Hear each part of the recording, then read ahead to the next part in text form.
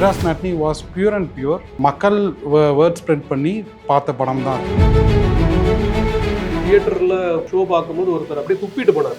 பேசல துப்பில் இதெல்லாம் ஒரு படமா கரும் அப்படின்னு போனார். அஃப்கோர்ஸ் அது பிரச்சனை இல்லை. ஏன் அவர் அப்படி சொல்றாருன்னா நம்ம இந்த மாதிரி படங்கள் நிறைய எடுக்கலன்றதால.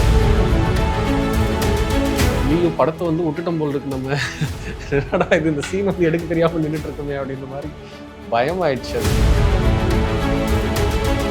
குட்டி பசங்களை வச்சு நான் ரேண்டமாக ஷூட் பண்ணேன். நான் கஷ்டப்பட்டு ரைட்டிங் பண்ணதோடைய ரெஸ்பான்ஸை விட ரேண்டமாக எடுத்துகிட்டு போய் கொடுத்த ரெஸ்பான்ஸ் வந்து ஆடியன்ஸ் ரொம்பவே என்ஜாய் பண்ணாங்க. ஒரு குறிப்பிட்ட நம்பர் ஆஃப் பீப்புள் வந்து இந்த படம் நல்லா இருக்குன்னு சொல்லிட்டு சோஷியல் மீடியா சொன்னாங்கன்னா கமெண்ட்ஸில் போய் ஸ்கேம் அப்படின்னு போட ஆரம்பிச்சிட்டாங்க. அது எப்படி பார்க்குறீங்க? புஷ் பண்ணியும் ஆகணும், புஷ் பண்ணால் நெகட்டிவ்க்கு வரதுக்கு சான்ஸ் இருக்குது. Outcome is always fair. அதாவது மக்கள் திட்டுற படம் எல்லாமே ரொம்ப ஹைப் ஏற்றி அவங்களுக்கு பிடிக்கலன்னும் போது நம்ம மாட்டிக்கிறோம், அவங்களுக்கு பிடிக்குதுன்னும் போது வேர்ட் ஸ்ப்ரெட் ஆகுது. So it is a fair outcome. திரும்ப திரும்ப வந்து போயிட்டு மலையாள படம் ஓடுது இல்லை தெலுங்கு படம் ஓடுதுன்னு சொல்லிட்டு அதை வந்து கிரட்ஜாக பேசிக்கிட்டு அதை கம்ப்ளைண்ட் பண்ணுறதுங்கிறது வந்து எனக்கு அது அட்டர் ஸ்டூபிடிட்டி தான் நான் நினைக்கிறேன். சம்டைம்ஸ் நம்ம வந்து ஃபிலிம் மேக்கர்ஸாக ரொம்ப டெஸ்பரேட்டாக இருப்போம் ஒரு ப்ராஜெக்ட் கிடைக்கிறதுக்கு. அப்படி இருக்கக்கூடாதுன்னு நான் நினைக்கிறேன். ஆஃப் ஹார்ட்டடாக உள்ளே போகிறத விட நீங்கள் வந்து பெசாமலே உட்காந்துருக்கலாம். I think it's a better deal. எனக்கு சேலஞ்சிங் ரொம்ப பிடிக்கும். அந்த புது முகங்களை வச்சு, அதுவும் சின்ன பசங்களை வச்சு அவனுங்களை ஆக்டிங் பண்ண வச்சு நான் ஒரு ஸ்க்ரீன் ப்ரெசென்ட்டாக நான் ஆடியன்ஸ்க்கு கொடுக்கும்பொழுது அதில் எனக்கு ஒரு ஹாப்பினஸ் இருக்குது. அதனால தான் எனக்கு யாராச்சும் மெசேஜ் இருந்துச்சு எனக்கு பயமாக இருக்குது. எனக்கு ஃபேன்ஸே வேண்டாம்னு நான் நினைக்கிறேன். படத்தை படமாக பாருங்கள், பிடிச்சிருந்தா நல்லா இருக்குன்னு சொல்லுங்கள், இல்லையே தூக்கிட்டு போயிருங்க. When you make a movie, when you write something, be at least honest to that. Sorry for my language. நான் எமோஷனல் ஆயிட்டேன். அதை கட் பண்ணுங்கப்பா, மியூட் பண்ணுறேங்க.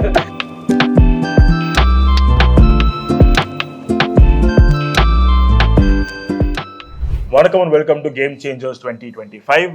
இது சினிமா எக்ஸ்பிரஸோட இயர் எண்டர் ரவுண்ட் டேபிள்னாலே ஜென்ரலாக இந்த டைமில் நிறைய பார்த்துருப்பீங்க. நிறைய பேர் இந்த சீசன் ஆஃப் கிறிஸ்மஸ் நியூ இயர்ன்ற மாதிரி season of round tables full இயரில் என்னெல்லாம் பேசணும் எல்லாரும் இருந்திருப்பாங்க. So I thought let's do something slightly different அப்படின்னு நான் அவினாஷ் ராமச்சந்திரன். இன்னைக்கு நம்ம கூட ஜாயின் பண்ணியிருக்கிறது வந்து காதல் என்பது பொது உடைமை director Jayaprakash, water the director Dinakaran, கிணறு director Harikumaran and Madras matinee director Karthikeyan Mani. Welcome to our show. So firstly எல்லாரும் வந்து ஒரு டெபியூட்டான்ஸ் ப்ளஸ் நீங்கள் அஃப்கோர்ஸ் இருந்திருக்கீங்க இண்டஸ்ட்ரியில், you know. So let's say sorry anyone start first டைம்ன்றது ஒரு டெசிஷன் வந்து நீங்கள் ஆன் பேப்பர் எழுதும் போது இதை எழுதணுமா இதை வேணாமான்னு யோசிச்சுட்டு, பட் திடீர்னு நீங்கள் ஸ்க்ரீனில் பார்த்தீங்கன்னா ஆடியன்ஸோட ரெஸ்பான்ஸ் ஒர்க் ஆச்சு, இல்லை அது நேரம் ஆப்போசிட்டில் கஷ்டப்பட்டு ஒன்று எழுதி நல்லா இருக்கும்னு சொல்லி வச்சது ஆடியன்ஸ் பார்க்கல, இல்லைனா அந்த மாதிரி உங்களுக்கு தோணு இந்த வருஷம் உங்கள் படங்கள் என்னவா இருந்துச்சு? இல்லை தெரியல. என்னோட படம் வந்து நான் எழுதும்போதே எனக்கு தெரியும் it's a controversial subject. Actually Lens முடிஞ்ச உடனே நான் பண்ண வேண்டியது, ரைட். பட் அது நடக்கலை because of the subject itself. ஏன்னா தமிழில் பண்ண வேணாம் தான் எல்லாரும் சொல்லிட்டு. ஸோ அது எழுதி ஜியோ பேபி அப்படின்ற அவர்னால மட்டும்தான் அது ப்ரொடியூஸ் ஆச்சு. ஸோ ப்ரொடியூஸ் பண்ணிட்டோம். பட் வருத்தமான விஷயம் என்ன இருந்ததுன்னா, அது 2 வருஷமாக in spite of screening in Indian Panorama இங்கே வந்து எந்த டிஸ்ட்ரிபியூட்டர்ஸோ இல்லை யாருமே அதை வந்து ரிலீஸ் பண்ண ரெடி ஆகலை, including OTTs didn't want to touch it. That was really surprising for me. I don't know why. So that was the sad part. I never expected it will be that difficult. I thought something, even at least OTTs, or there will be some kind of support. But when it released, people who have watched it, பார்த்தவங்க எல்லாருமே வந்து ரொம்ப appreciate பண்ணியிருக்காங்க, நேராக கூப்பிட்டு பேசியிருக்காங்க, reviews எல்லாம் நல்லா வந்துட்டு இருந்தது. Right now Chennai international film festival got recognized, and personally I get a lot of mails, and I think since it's a taboo topic, ஓப்பனாக வெளியே வந்து அதை எக்ஸ்பிரஸ் பண்ண மாட்டாங்கன்னு நினைக்கிறேன். பர்சனலாக எல்லாரும் மெசேஜ் அனுப்புகிறாங்க, but they don't share the review or saying they watch the film on. அப்படியா? ஆமாம், நிறைய பேர் பர்சனலாக எனக்கு அனுப்பிச்சிருக்காங்க, but no one puts a review or status or anything on because of the topic. Maybe we cannot judge இல்லையா, I assume. உங்களுக்கும் ஒரு மாதிரி டாபு டாபிக் இல்லை, பட் நிறைய பேர் தொடாத ஒரு டாபிக் தானே? இல்லை, நீங்கள் உங்களோட கொஸ்டினோட இது என்னென்னா, எனக்கு அந்த செகண்ட் ஹாஃபில் அஞ்சலம் கேரக்டருக்கு இன்னொரு ரிலேஷன்ஷிப் ஒரு பார்ட் வரும். நான் டீப் டவுன் ஆசைப்பட்டது வந்து அவங்க ஃபிசிக்கலாகவே இருக்க மாதிரி எழுதி ஷூட் பண்ணி, அதுக்கப்புறம் ஒரு ஓவர பீரியட் ஆஃப் டைம் வந்து இவனோட ராதாமணி ரெக்கவர் ஆகுறான், அவனுக்கு வந்து ஒரு ஃபேமிலி வேணும்னு சொல்லி திரும்ப அவங்கள்ட்ட போய் நிற்கிறான். நேச்சுரலாக இவங்க அந்த அஞ்சலம் கேரக்டர் அந்த ரிலேஷன்ஷிப்லேருந்து வெளியே போகிறா, இவங்களோட வந்து திரும்ப லைஃப்பை ரீகன்ஸ்ட்ரக்ட் பண்ணிக்கிறா அப்படிங்கிற மாதிரி நான் ஆசைப்பட்டேன். ஆனால் அது வந்து என்னாலேயே அது எழுதி ஷூட் பண்ணி பண்ணணுங்கிற டைம் வரும்போது நான் அதை ஃபில்டர் பண்ணிட்டேன். நம்ம ஃபர்ஸ்ட் ஒர்க்கில் ஃபோக்கஸ் இங்கேருந்து வேறு இடத்துக்கு டிவியேட் ஆகிட வேண்டாம் அப்படிங்கிற ஒரு இது ரொம்ப சட்டிலாக அந்த மேக்ஸ் என்ன பண்ண முடிஞ்சதுன்னா, அந்த தீபாவளிக்கு கிஃப்ட் கொடுப்பான், அவங்களோட கை டச் பண்ணிக்கிறது மட்டும்தான் இன்னும். ஆனால் நான் நினச்சது அந்த மொமெண்ட்டே அவங்களோட ஃபிசிக்கல் இன்டிமேட் மொமெண்ட்டாக தான் நான் நினச்சி இது பண்ணேன்.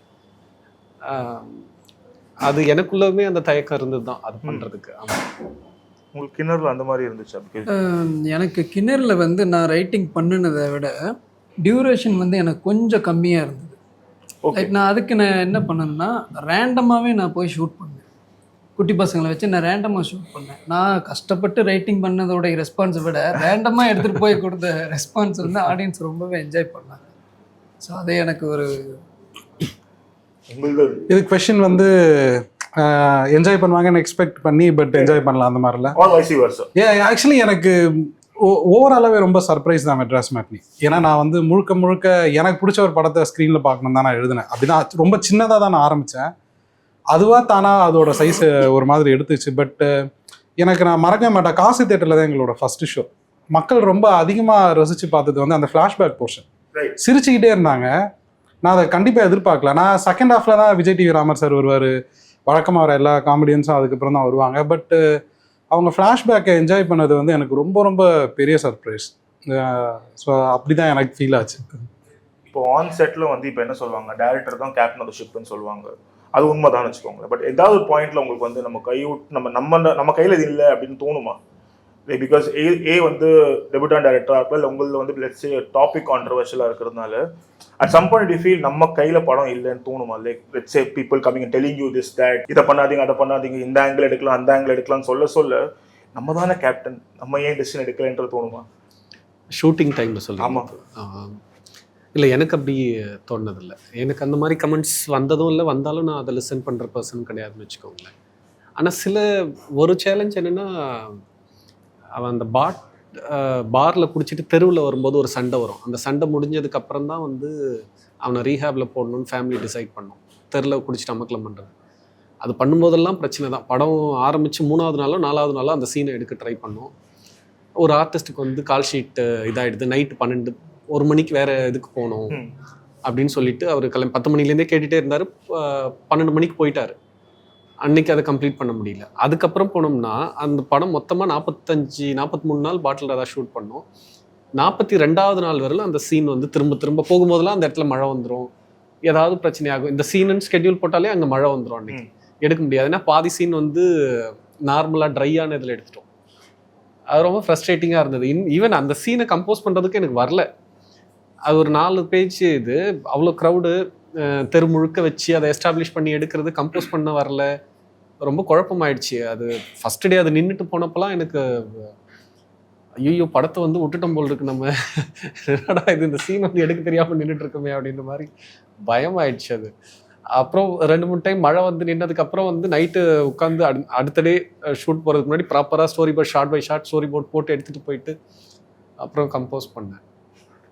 அந்த ஒரு இது இருந்தது. ஆமாம், நம்ம மீறி ஒரு ப்ரெஷர் வரும்ல. ஆமாம். இப்போ உங்களுக்கு தான் லைவ் லொக்கேஷனில் ஷூட் பண்ணுறீங்க வித் லாட் ஆஃப் கிட்ஸ், அதே ரொம்ப ஒரு டஃப்பான ஒரு விஷயமா இருந்திருக்கும். என்னோட படங்களில் இருக்க எல்லா ஷார்ட்ஸுமே ஃபுல்லாக லைவ் தான். ஸோ எதுவுமே செட்டுன்னு சொல்லி இது கிடையாது, எல்லாமே லைவ் தான். எனக்கு அதில் பெரிய சேலஞ்சிங் என்னென்னா, நடித்தவங்க எல்லாருமே ஃபஸ்ட்டு. ஸோ அதுதான் பெரிய எனக்கு ஒரு டாஸ்காக இருந்தது. 4 பசங்களை நான் ஈஸியாக ட்ரெயின் பண்ணிட்டேன்.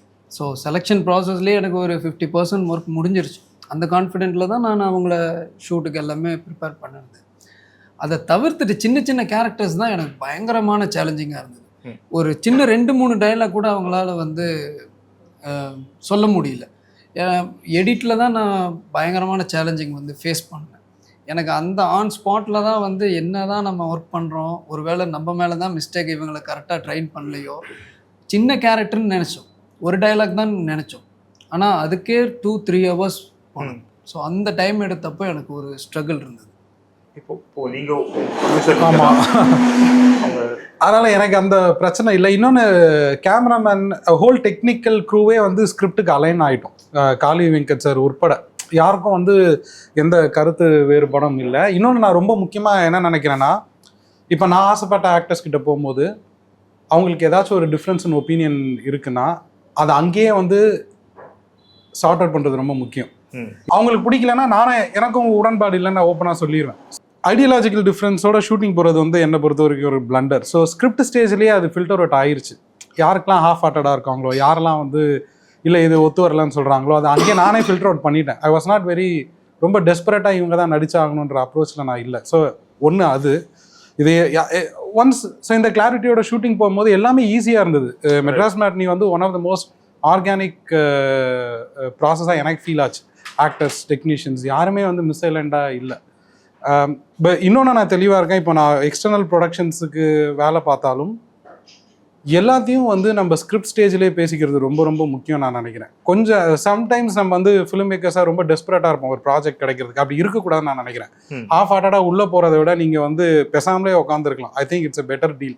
ஸோ அது I would say that is the only take away. நீங்கள் வெளில யாருக்காச்சும் ப்ரொடியூசருக்கோ இல்லை ஆக்டருக்கோ படம் பண்ணும்போது just be very clear on what you want. இன்னொன்று நிறைய பேர் சொல்லுவாங்க, இதை நிறைய பெரிய ஆக்டர்ஸ் சொல்லி நான் கேட்டிருக்கேன். டேரக்டர்ஸ் வந்து ஆக்டர்கிட்ட போய் அப்ரூவல் கேட்டால் அவங்களுக்கு பிடிக்காது. டேரக்டர்ஸ் வந்து கன்விக்ஷனோட இருக்கணும்னு எதிர்பார்ப்பாங்க. ஸோ நம்ம அட்லீஸ்ட் கன்விக்ஷனோட இருக்க மாதிரியாச்சும் நடிச்சாகணும். அந்த கட்டாயமாச்சும் இருக்குது. வாங்குற அடியும் அப்புறம் பின்னாடி நம்ம வாங்கிக்கணும், அதுவும் வேறு வழி இல்லை. ஸோ டாக் அபவுட் ஐடியாலஜிக்கல் கிளாஷ்னு இல்லை, பட் சேமாக உங்கள் படத்துக்கு ரொம்ப இம்பார்ட்டன்ட் இல்லையா to be on the same page அப்படின்றது? டெஃபினெட்லி நான் I align very much with what he said. Because நான் என்னோட எல்லா ஸ்கிரிப்டுமே ஃபுல்லாக எழுதி அதுக்கப்புறமா இப்போ லென்ஸ்னா எல்லாமே newcomers and same mosquito is all non actors. Correct. And Kaadhal என்பது பொது உடைமை ஆர் ஈவன் தலைக்கூத்தலாக இருந்தாலுமே சரி, it was a production house, why not. So முன்னாடியே ஸ்கிரிப்டை லாக் பண்ணி சொன்ன மாதிரி இதுதான் அப்படின்னு சொல்லிட்டு ஃபைனல் பண்ணிட்டு தான் நம்ம வந்து we go to the shoot, including technicians, actors, everyone. So difference of opinions or அவங்க ஐடியாஸ் அதெல்லாமே நம்ம டிஸ்கஸ் பண்ணி வி பிரிங் இட் இன்.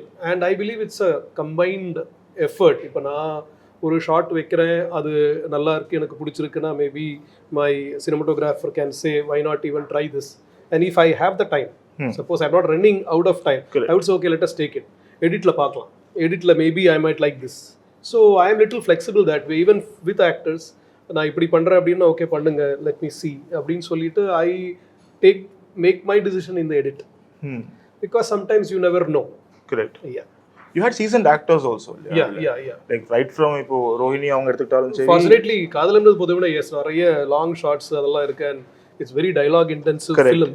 அதனால முதல்லயே சொன்ன மாதிரி டைலாக்ஸ் அவங்ககிட்ட ஃபுல்லாக கொடுத்து ஒரு ஒர்க் ஷாப் மாதிரி உட்காந்து நாங்கள்லாம் அதை பேசி அவங்களோட டவுட்ஸ் எல்லாம் கிளாரிஃபை பண்ணி ஐ டோல் தெம், அங்கே வந்து நீங்கள் யாரும் டைலாக் படிக்கக்கூடாது, யாருக்கும் டைலாக் பேப்பர்ஸ் தரமாட்டேன், just come and speak what you remember.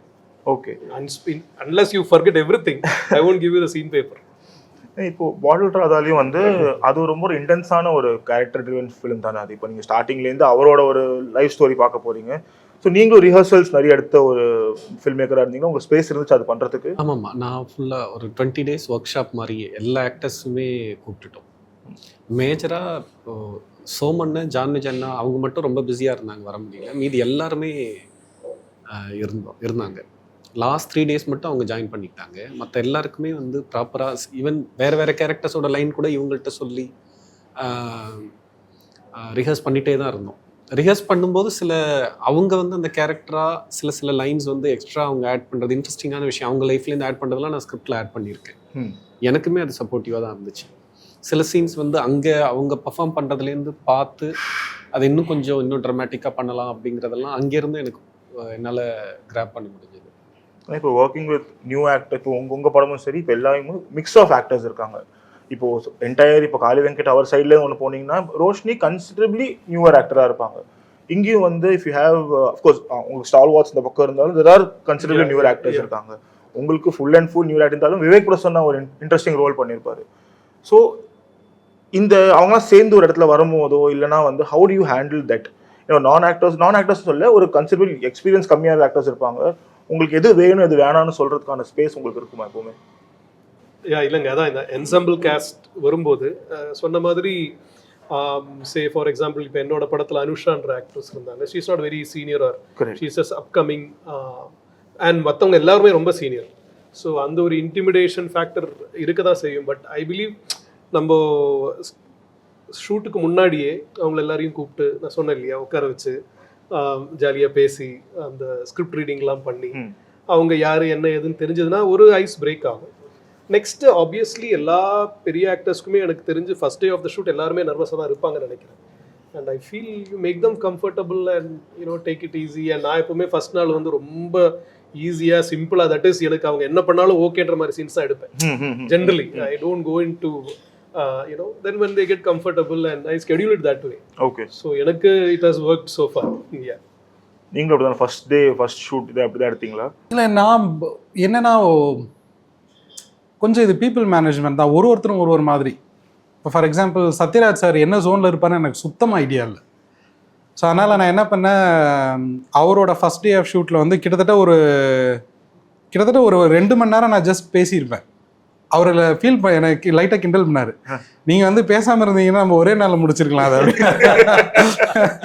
But ஒருத்தரும் ஒரு மாதிரி இருந்தாங்க. That's a most fascinating thing. You have to really size people up. நீங்கள் have to spend little bit. இவங்க சொன்ன மாதிரி ஒன்று ப்ரீ ப்ரொடக்ஷனில் நிறைய பேரோட பழக சான்ஸ் கிடச்சிது. ஃபார் எக்ஸாம்பிள் ரோஷினி, அப்புறம் விஸ்வா நடிச்சிருந்த தினேஷா நடிச்சிருந்த விஸ்வா, இவங்க 2 பேரோடையும் நிறையா நாங்கள் கிட்டத்தட்ட கொஞ்சம் சாஃப்ட் ரிஹர்சல்ஸ்லாம் பண்ணோம். காளி சாரோட எனக்கு டைம் கிடைக்கல ஸ்பெண்ட் பண்ண, ஏன்னா அவர் ரொம்ப பிஸி. சின்ன குட்டி பசங்க வந்து you have to make them comfortable. அவங்களுக்கு கேமரா வந்து கண்ணுக்கு தெரியக்கூடாது, தெரிஞ்சால் கேமராவை பார்த்துக்கிட்டே இருப்பாங்க, ஏன்னா கொஞ்சம் புது பசங்கன்றதுனால. ஸோ ஒருத்தருமே ஒரு மாதிரி. கீதா கைலாசம் மேம் வந்து ரொம்ப என்கிட்ட டீப்பாக கொஷின்ஸ் கேட்டுக்கிட்டே இருப்பாங்க. அந்த பச்சந்தி பிரேமான்ற கேரக்டருக்கு வந்து ஏன் அவங்க நல்லது பண்ணுறாங்க அப்படின்னு என்கிட்ட கேள்வி கேட்டாங்க. நான் சொன்னேன், உண்மையிலே அவங்களுக்கு ஃபேமஸ் ஆகணும். She truly believes in that policy. ஆளுங்கட்சியில் இருந்தால் தான் மக்கள் சேவை பண்ண முடியுன்ற பாலிசியில் வந்து அவங்களுக்கு ஆழ்ந்த நம்பி. ஸோ இதில் நான் வந்து ஒரு ரெஸ்பான்சிபிலிட்டி என்ன எடுத்துக்கிட்டேன்னா, என்னோட மெத்தடு ஒரே மெத்தடாக இருக்கக்கூடாது. அது ஆக்டர்ஸ்க்கு ஏற்ற மாதிரி நான் வந்து மாற்றிக்கணுன்றதுல நான் ரொம்ப தெளிவாக இருந்தேன்.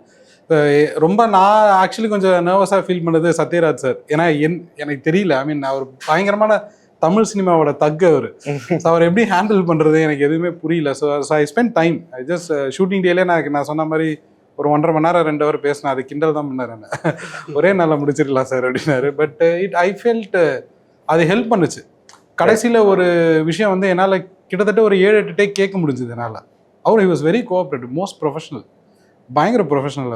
அவர் வந்து ஒரு நிமிஷம் கூட உட்காரவே சும்மா இருக்க மாட்டேங்கிறார். ரிஹர்ஸ் பண்ணிக்கிட்டே இருக்கார், ஒரு டோனில் சொல்லி பார்த்துட்டே இருக்கார் ஒரு சின்ன லைனை. So I think every one is different. அந்த ஃப்ளெக்சிபிலிட்டி நமக்கு தேவைன்னு நினைக்கிறேன். அண்ட் இப்போது இன் சம் வேஸ் நான் வந்து ஜென்ரலைஸ் பண்ணல, பட் இந்த மாதிரி படங்கள்னா ஓடிடி படங்கள் அப்படின்னு சொல்லிட்டு ஒரு பிம்பம் இருந்துச்சு அட்லீஸ்ட் 2-3 இயர்ஸ் பேக் வரைக்கும். ஆடியன்ஸ்ட்டு இப்பவும் இருக்குது, ஆனால் ஓடிடி அதை பார்க்குற விதம் மாறிடுச்சு. இப்போ நம்ம முன்னாடி மாதிரி we can't sell it to OTT, அதுக்கப்புறம் சினிமான்றது இல்லைன்னு ஆயிடுச்சு. You have to go to theatre, அங்கேருந்து உங்களுக்கு வந்து ஓடிடிக்கு வர வேண்டியதாக ஒரு கட்டாயத்தில் இருக்குது. ஸோ அதை எப்படி பார்க்குறீங்க? பிகாஸ் இப்போது அது தியேட்டர்கள் பண்ணாதான் ஓடிடி எடுக்க போகிறோம் அப்படின்ற ஒரு ப்ரெஷர் ஒன்று வரப்போகுது, இல்லை வந்துருச்சு ஆல்ரெடி இப்போது. ஸோ இந்த ஸ்கேல் ஆஃப் ஃபில்ம்ஸ் பண்ணுறதுல வந்து ஃப்ரீடம் இருக்கா? லைக் இனிமேல் ஓடிடின்ற ஒரு ப்ரெஷர் இல்லாமல், ப்ரெஷர் மட்டும் இல்லாமல் ஒரு எஸ்கேபிசமும் ஒன்று இருந்துச்சு, ஓடிடியில் வித்துரும் அப்படின்னு. அது இல்லாமல் இருக்கிறது வந்து இந்த ஸ்கேல் ஃபில்ம்ஸ் எல்லாம் இந்த மாதிரி தீம் வச்சு பண்ணுறது உங்களுக்கு ரெஸ்ட்ரிக்ட் பண்ணுமா? இப்போது எனக்கு வந்து அந்த ப்ரெஷர் இருக்குது. நான் படம் பண்ணும் பொழுது ஓடிடியோட பிஸ்னஸ் வேறு மாதிரி இருந்தது.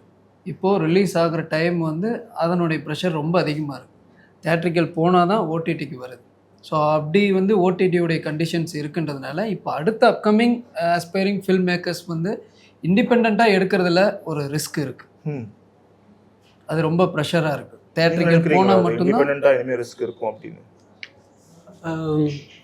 இல்லை. அது 2 ஆஸ்பெக்ட் இருக்குது. ஒன்று வந்து ஃபினான்ஷியல் ஆஸ்பெக்ட் இருக்குது, இன்னொன்று க்ரியேட்டிவ் ஆஸ்பெக்ட். இப்போ க்ரியேட்டிவ் ஆஸ்பெக்ட் பற்றி பேசுகிறோன்னா, தியேட்டருக்கு போய் ஆடியன்ஸ் பார்க்குறது அதுதான் நம்மளோட ப்ரைமரி பிஸ்னஸ் அப்படிங்கிற மாதிரி சென்ஸில் அதுதான் நம்மளோட ஃபஸ்ட்டு இந்த ப்ராடக்ட்டை அங்கே போய் சேருது, அவங்க தான் ஃபஸ்ட்டு ஆடியன்ஸுங்கிற ஒரு சென்ஸில் நம்ம ஒர்க் பண்ணும்போது ரொம்ப எழுதுறதுலேயும் சரி எடுக்கிறதுலையும் சரி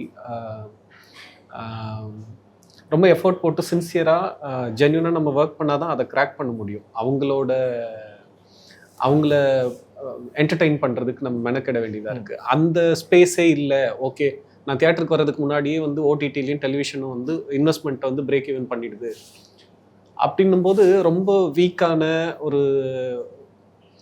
ஒரு மாதிரி கால்குலேஷன் மட்டும் மேக்ஸ் மாதிரி இது பண்ணி இப்படி பண்ணி ஒரு விஷயம் பண்ணுனா சேல் ஆகிடுன்ற மாதிரி சென்ஸில் சில ஒர்க்ஸ் ப்ராடக்ட்ஸ் எல்லாம் வந்துருந்தது. அது இல்லாமல் இப்போ இருக்கிறது ஒரு விதத்தில் நல்லது தான். அஃப்கோர்ஸ் ஃபினான்ஷியல் சைடில் நிறைய சேலஞ்சஸ் இருக்குது. ஈவன் பாட்டில் ராதா செல் பண்ணுறதுக்குமே ரொம்ப ஸ்ட்ரகிள் பண்ணணும்னு வச்சுக்கோங்களேன். இது ஒரு பக்கம் இருந்தாலுமே தியேட்டர் வந்து ப்ரைமரியான ஒரு மீடியம் அப்படின்னு இருக்கும் பொழுது நம்ம இவ்வளோ வாஸ்ட்டாக தமிழ்நாடு இவ்வளோ இந்த பிரெத் அண்ட் வித்தில் இருக்க ஆடியன்ஸ் எல்லாரையுமே வந்து எல்லா லெவலில் இருக்க ஆடியன்ஸையுமே நம்ம எப்படி கனெக்ட் பண்ண முடியும்? நம்ம கதையை ரொம்ப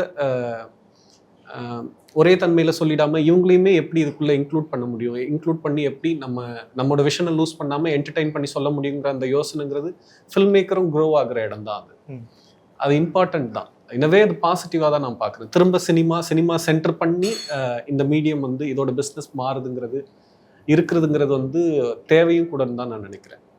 அதுக்கேற்ற பட்ஜெட்ஸ் மாறுமா உங்களுக்கு? ஃபார் இன்ஸ்டன்ஸ் யார் ப்ரொடியூசிங் தி ஃபிலிம்னா லெட்ஸ் சே நீங்க நெக்ஸ்ட் அந்த மாதிரி பிளான் பண்ணியிருக்கீங்கன்னா கூட இப்போ அந்த ஃபேக்டர் எடுத்துக்க முடியாதுன்ற வரும்போது how do you change the budget? இல்லை, ஐ திங்க் என்னன்னா இது கொஞ்சம் complicated situation. If look at இட்ல இந்த ஓடிடி பூம் வந்து ரொம்ப ஒரு temporary boom. Cinema has never had that. அது கோவிட் ஃபெனாமினான். அது கோவிட்னால அந்த மாதிரி ஒரு அவென்யூ நமக்கு ஓப்பன் ஆச்சு. But primarily throughout cinema history it has been a theater based revenue system.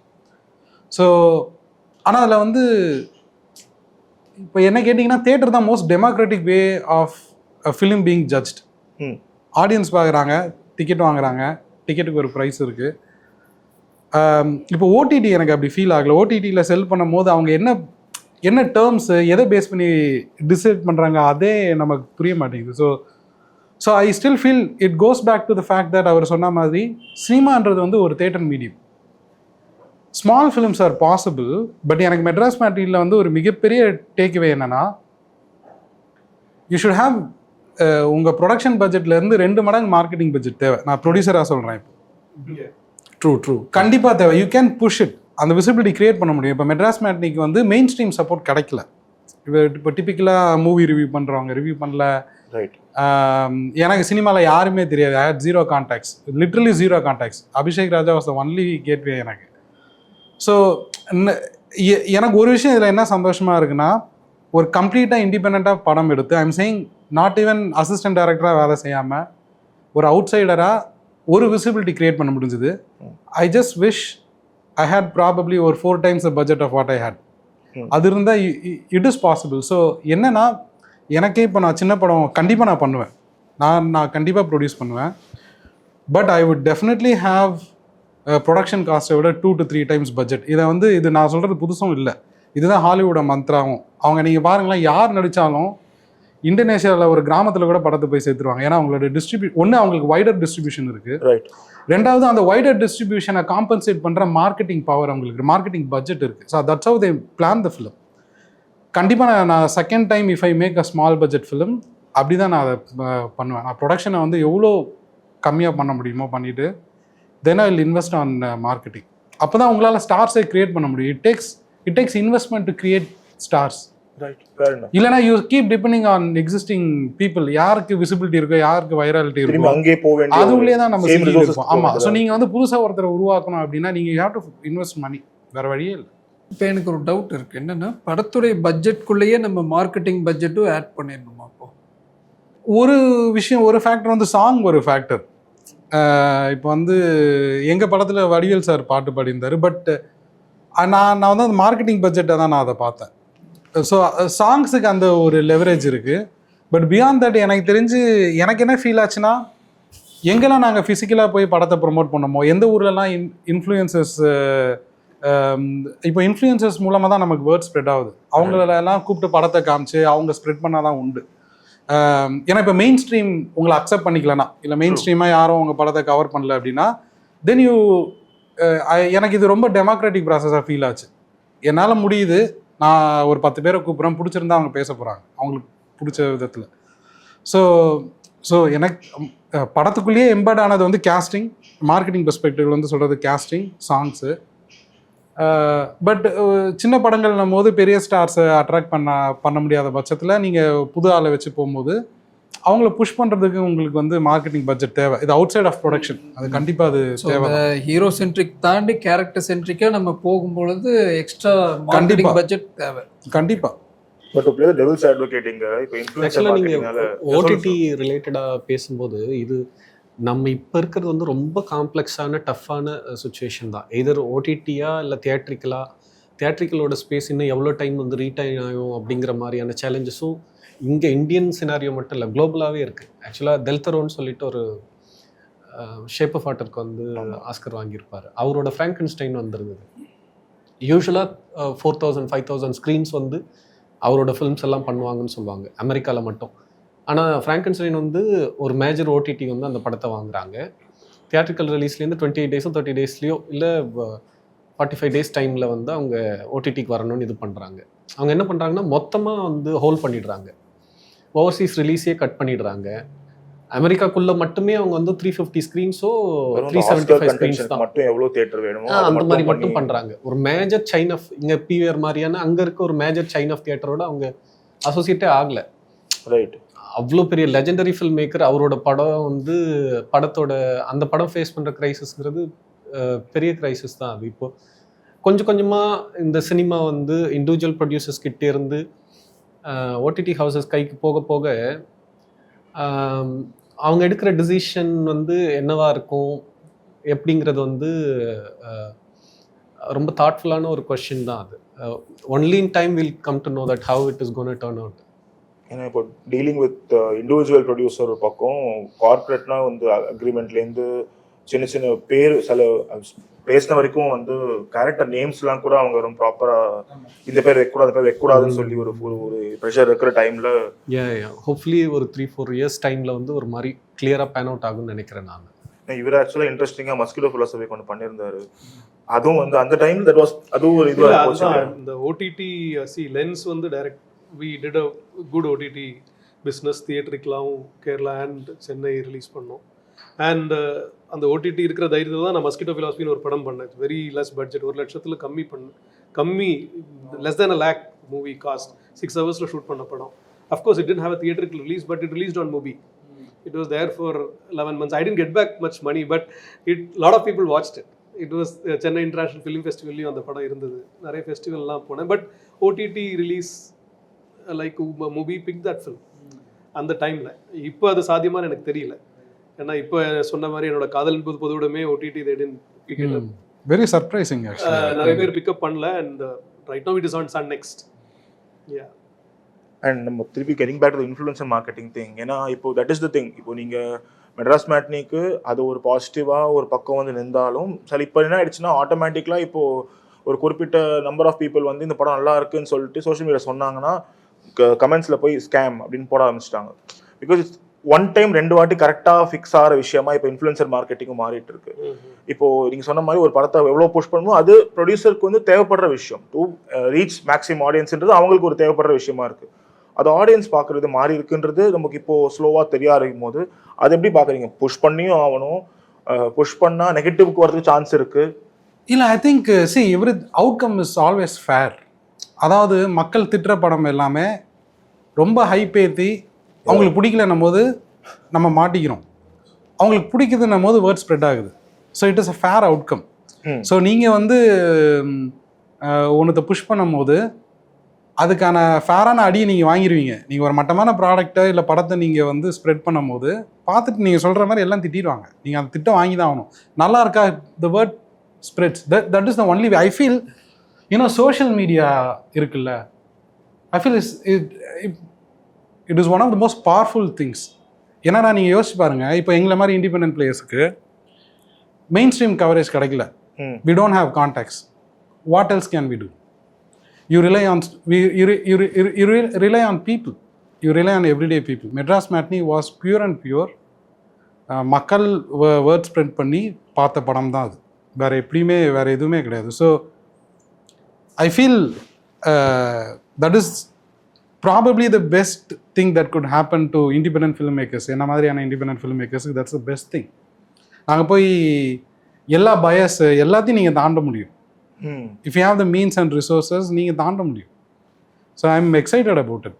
நான் மட்டமாக ஏதோ பண்ணிவிட்டு அதை நான் புஷ் பண்ணேன்னா திட்ட தான் போகிறாங்க. ஏன்னா அடுத்த வாட்டி நம்ப மாட்டாங்க. ரொம்ப சோஷியல் மீடியா வெளிப்படையாக இருக்கனால அப்பட்டமாக தெரிஞ்சிடும்.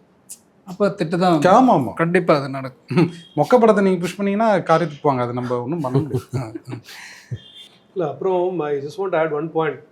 தியேட்ரிக்கல் ரிலீஸ் டெமோக்ராட்டிக் அப்படின்னு சொன்னீங்க இல்லையா, லிட்டில் ஐ டிஃபர். ஏன்னா it depends on the timing of the release of your film. Suppose there is a big production house and a big distributor, அவங்களோட படங்கள் அங்கே இருக்குன்னா, in spite of your film being good or generating good word of mouth, உங்களுக்கு shows இருந்தால் தான் மக்கள் போய் பார்க்க முடியும். நிறைய பேர் பேசணும்னா அந்த வால்யூம் ஜென்ரேட் பண்ண நம்ம படத்தினால முடியணும். ஸோ இந்த பெரிய படங்கள் வரும்போது என்ன ஆகுதுன்னா, they will take all 4 shows, எம்டியாக தான் ஓடிட்டு இருக்கும். பட் உங்கள் படத்துக்கு அந்த ஷோ தரமாட்டாங்க. ஏன்னா த theatres, distributors, every one R depend on them, not on us. Because நம்ம ஒரு வாட்டி படம் பண்ணுவோம், போய்டும், நம்ம திருப்பி வருவோமான்னு தெரியாது. அவங்களுக்கு கான்ஸ்டன்டாக பிஸ்னஸ் வந்துகிட்டு இருக்கு. ஸோ ஓடிடி மாதிரியே தான் இங்கேயும் there is a structure, there is a process which we have to break through. And அதுக்கு சொன்ன மாதிரி we need independent filmmakers need a luck, that timing when they release the film. அப்போ இந்த சொன்னதெல்லாம் நடக்கும். இந்த வேர்ட் ஆஃப் மவுத் அண்ட் நம்ம பண்ணுற பப்ளிசிட்டி எல்லாமே ஒர்க் ஆகும். But assume you are coming with a big film, suppose நீங்கள் ரிலீஸ் பண்ணுறீங்க, அந்த நாள் வந்து ஒரு பெரிய படம் ரிலீஸ் ஆகலை, ஆனால் அவங்க எப்போ வேணால் டிசைட் பண்ணலாம். திடீர்னு அவங்க அன்றைக்கி வரேன்னு சொல்கிறாங்க, உங்களுக்கு கொடுக்குறேன்னு சொன்ன தியேட்டர்ஸ் உங்களுக்கு கிடைக்காது. ஃப்ரைடே வரைக்கும், தேர்ஸ்டே நைட் வரைக்கும் probably they say will give you 100 theatres. Friday release அன்றைக்கி நீங்கள் செக் பண்ணி பார்த்தா 50 தியேட்டர் தான் இருக்கும். ஷோஸ் எல்லாமே ஸ்கேட்டர்டாக இருக்கும், எல்லாமே ஒரு 10 PM. கரெக்ட். அப்போ நீங்கள் பண்ண மார்க்கெட்டிங், நீங்கள் பண்ண அந்த எஃபர்ட் எல்லாமே இங்கே வீணாக போகும். So it is not purely democratic, it is kind of controlled in a way, you know. He had luck with their control democracy இல்லையா உங்களுக்கு? some way you did have that luck இல்லையா? Sorry, please go. டெமோக்ரஸியோட அதோட இது வந்து audience கிட்ட போய் சேருது இல்லை. இப்போ ஓடிடி வந்து யார்கிட்டலாம் இருக்குன்றது இருக்குல்ல. ஒன்லி ஒரு இப்போவுமே அர்பன் சைடில் இருக்கவங்க தான் ஓடிடி ஆக்சஸ் பண்ணுறாங்க. மேபி அதுக்கப்புறம் ஒரு செமி அர்பன் ஸ்பேசஸில் ஓடிடி ஆக்சஸ் பண்ண முடியுது. ஆனால் தியேட்ரிக்கல் வந்து ஏதோ ஒரு இடத்துல ஒரு சின்ன டவுன்லேயும் ஒரு படம் வந்து தியேட்ரிக்கலில் ஒரு கூலி வேலைக்கு போயிட்டு வரவங்க வந்து ஈஸியாக தியேட்டருக்கு போயிட்டு அந்த படத்தை அவங்க ஆக்சஸ் பண்ணிட முடியும். அந்த சென்ஸில் தான். மற்றபடி தியேட்ரிக்கல் ஃபில்ம் வர்றது அது ஒரு பெரிய சேலஞ்ச், அது பெரிய பேட்டில் தான். அது அந்த படம் அங்கே இருந்தால் அவங்க போய் பார்ப்பாங்க. எல்லா படத்துக்கும் அந்த ஆப்பர்ச்சுனிட்டி கிடைக்கிறது இல்லைன்னு சொல்றேன். நல்ல படங்களுக்கு அந்த ஸ்ட்ரகிள் அது ஒரு அதுதான் நான் சொல்றேன். So it's not purely democratic, but in that sense it is democratic. Audience point of view it is democratic because they can watch என்ன படம் வேணுமோ பார்க்க முடியற ஒரு ஸ்பேஸ்ல இருக்கு. ஆனா அந்த தியேட்டர்ல அது பார்க்க முடியாது. See, ஆடியன்ஸையே நம்ம வந்து செக்ரிகேட் பண்ணி வச்சிருக்கோம். ஏன்னா ஒரு கைண்ட் ஆஃப் மூவிஸ் தான் வந்துகிட்டு இருக்கு. ஆடியன்ஸ் அதை பார்த்து they are used to it. So basically audience behavior and audience என்ன பார்க்கறாங்கன்றதே ஒரு period of time they have got to use to something which continuously அவங்களுக்கு கொடுத்துட்டு இருக்கும். ஸோ என்னன்னா different genres and different kind of stories வர்றதுக்கான ஆப்பர்ச்சுனிட்டியை என்னை பொறுத்த வரைக்கும் இப்போ கம்மியாயிட்டு இருக்கு அப்படின்னு நான் நினைக்கிறேன். Okay, theatrically people are not ready to go and watch some parallel films ஒரு இண்டிபெண்டன்ட் ஃபிலிம். அது ஓடிடிக்கு வரும் பார்த்துக்கலாம், இல்லைன்னா தியேட்டரில் போய் பார்க்க வேண்டிய படம் கிடையாது. அண்ட் ஆல்சோ ஃபுட்ஃபால்ஸ்னு ஒன்று இருக்கு இல்லையா. Theatres don't encourage small kind of films where 20 popcorn to 25 sales people becomes a big popcorn issue. Sales becomes a very big issue. Basically it is more economics than art. நம்ம வந்து பேசிட்டு இருக்கோம் ஒரு இல்யூஷனா இல்லாட்டினா ஒரு மறையை போட்டு சினிமா பத்திலாம் பயங்கரமா பேசிட்டு இருக்கோம். இதெல்லாம் ஒன்றும் கிடையாது. 100 ரூபா போட்டியா எனக்கு 200 ரூபா கிடைக்கணும். யாரு 200 ரூபா கொடுக்குறாங்க, இல்லை எந்த படம் அதை கொடுக்குது, இல்லை எந்த ப்ரொடியூசர் அதை கொடுக்குறாரு, எந்த டிஸ்ட்ரிபியூட்டர் அதை கொடுக்குறாரு, அவங்களுக்கு அலைன் பண்ணிட்டு தான் இந்த என்டையர் பிஸ்னஸ் நடந்துகிட்டு இருக்கு அப்படின்றது தான் வாட் ஐ திங்க். ரைட். இப்போ சொன்னும் போது இப்போ 2 ஃபர்ஸ்ட் டைம் ஃபில்ம் மேக்கர்ஸ் இருக்கீங்க, அது எப்படி இருக்கும்? அவரும் ஃபர்ஸ்ட் டைம். ஆமா. ஸோ எப்படி இருக்கும் அந்த திங்க் தட் இப்போ சிஸ்டம் இதான் இருக்குன்றது வந்து அவர் ஃப்ராங்கா சொல்றது உண்மைதான் வச்சுக்கோங்க. That's how theatrical system working. OTT அப்படிதான் இருக்கு. அப்படி இருக்கும்போது லென்ஸ் என்னோட first film it released. I am very happy. I am not cribbing, but it ran for almost 3 weeks. On the 3rd week நான் வந்து இங்க ஃபாரம் மால்ல ஐ எம் வாட்சிங் the night show. It is 70% full. Next day என் படம் தூக்குறாங்க because another film is a bigger productions film is coming which has taken all the 4 shows. So நம்ம அந்த முன்னாடிலாம் எப்படி இருந்ததுன்னா ஒரு படம் வந்து இனிஷியலி தியேட்டர்ல யாருமே ஆள் இருக்க மாட்டாங்க, நல்லா இருக்குன்னு சொல்லி நெக்ஸ்ட் வீக் கரெக்ட் கரெக்ட் ஏறும். And also there was this B and C centre thing where A சென்டர்ல படம் ஓடிடும், செகண்ட் ரவுண்ட் அங்க போகும், தேர்ட் ரவுண்ட் அங்க போகும். ஸோ அந்த படத்தோட அந்த ஒரு கால அளவு இருக்கு இல்லையா, அது ரொம்ப பெருசா இருந்தது. ஆக்சுவலி அதுதான் இதுல ப்ரூட்டாலிட்டியே. நீங்க 3 நாள்ல உங்க everything changes. So the first 3 இல்ல 3 நாள்ல எடுக்கணுங்க. ஆமா.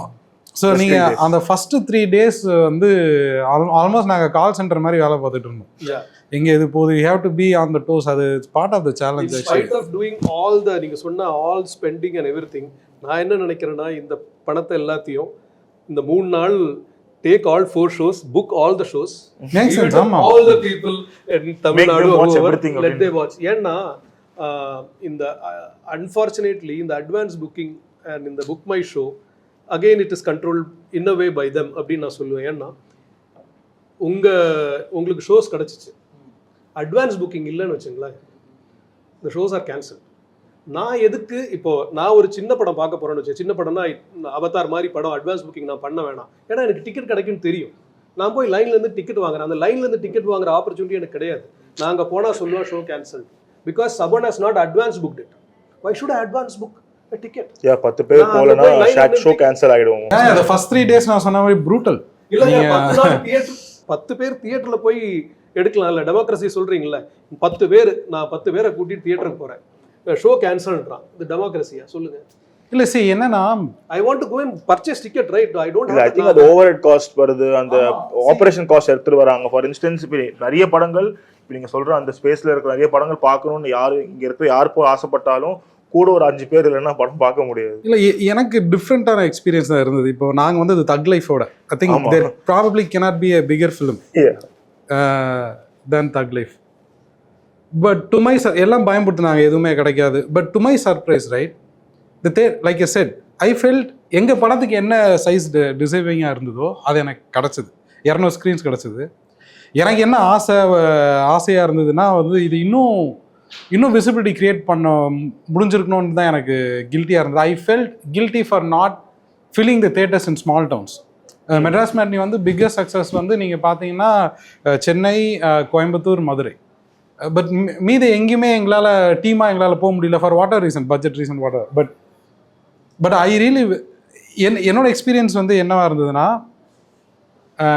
நாங்கள் யாருன்னே தெரியாது, but probably because of Dream Warrior Pictures also அவங்க டிஸ்ட்ரிபியூட் பண்ணாங்க. I think that made a huge difference.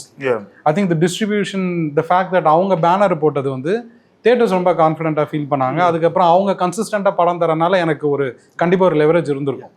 I think that's for sure.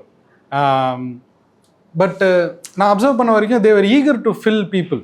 அவங்க அதை தான் எதிர்பார்க்குறாங்க, ஆளுங்க உள்ளே வரணும், தியேட்டருக்கு ஓரளவு ஃபில் ஆகணும். அது இல்லைன்ற பட்சத்தில் அது ரொம்ப ப்ரூட்டல் தான். It's very brutal. I have one simple question. தியேட்டரில் போய் டிக்கெட் எடுத்து படம் பார்க்க ஒரு ஆப்பர்ச்சுனிட்டி இருக்கணும் இல்லையா?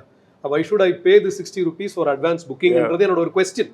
இப்போ 5 பேர் புக் பண்ணியிருப்பாங்க, சரி போய் டிக்கெட் எடுத்து பார்க்கலான்னு என்ன மாதிரி ஒரு 10 பேர் வருவாங்க இல்லையா? அந்த ஆப்பர்ச்சுனிட்டியே இல்லாம அந்த ஷோ கேன்சல் ஆகுது இல்லையா?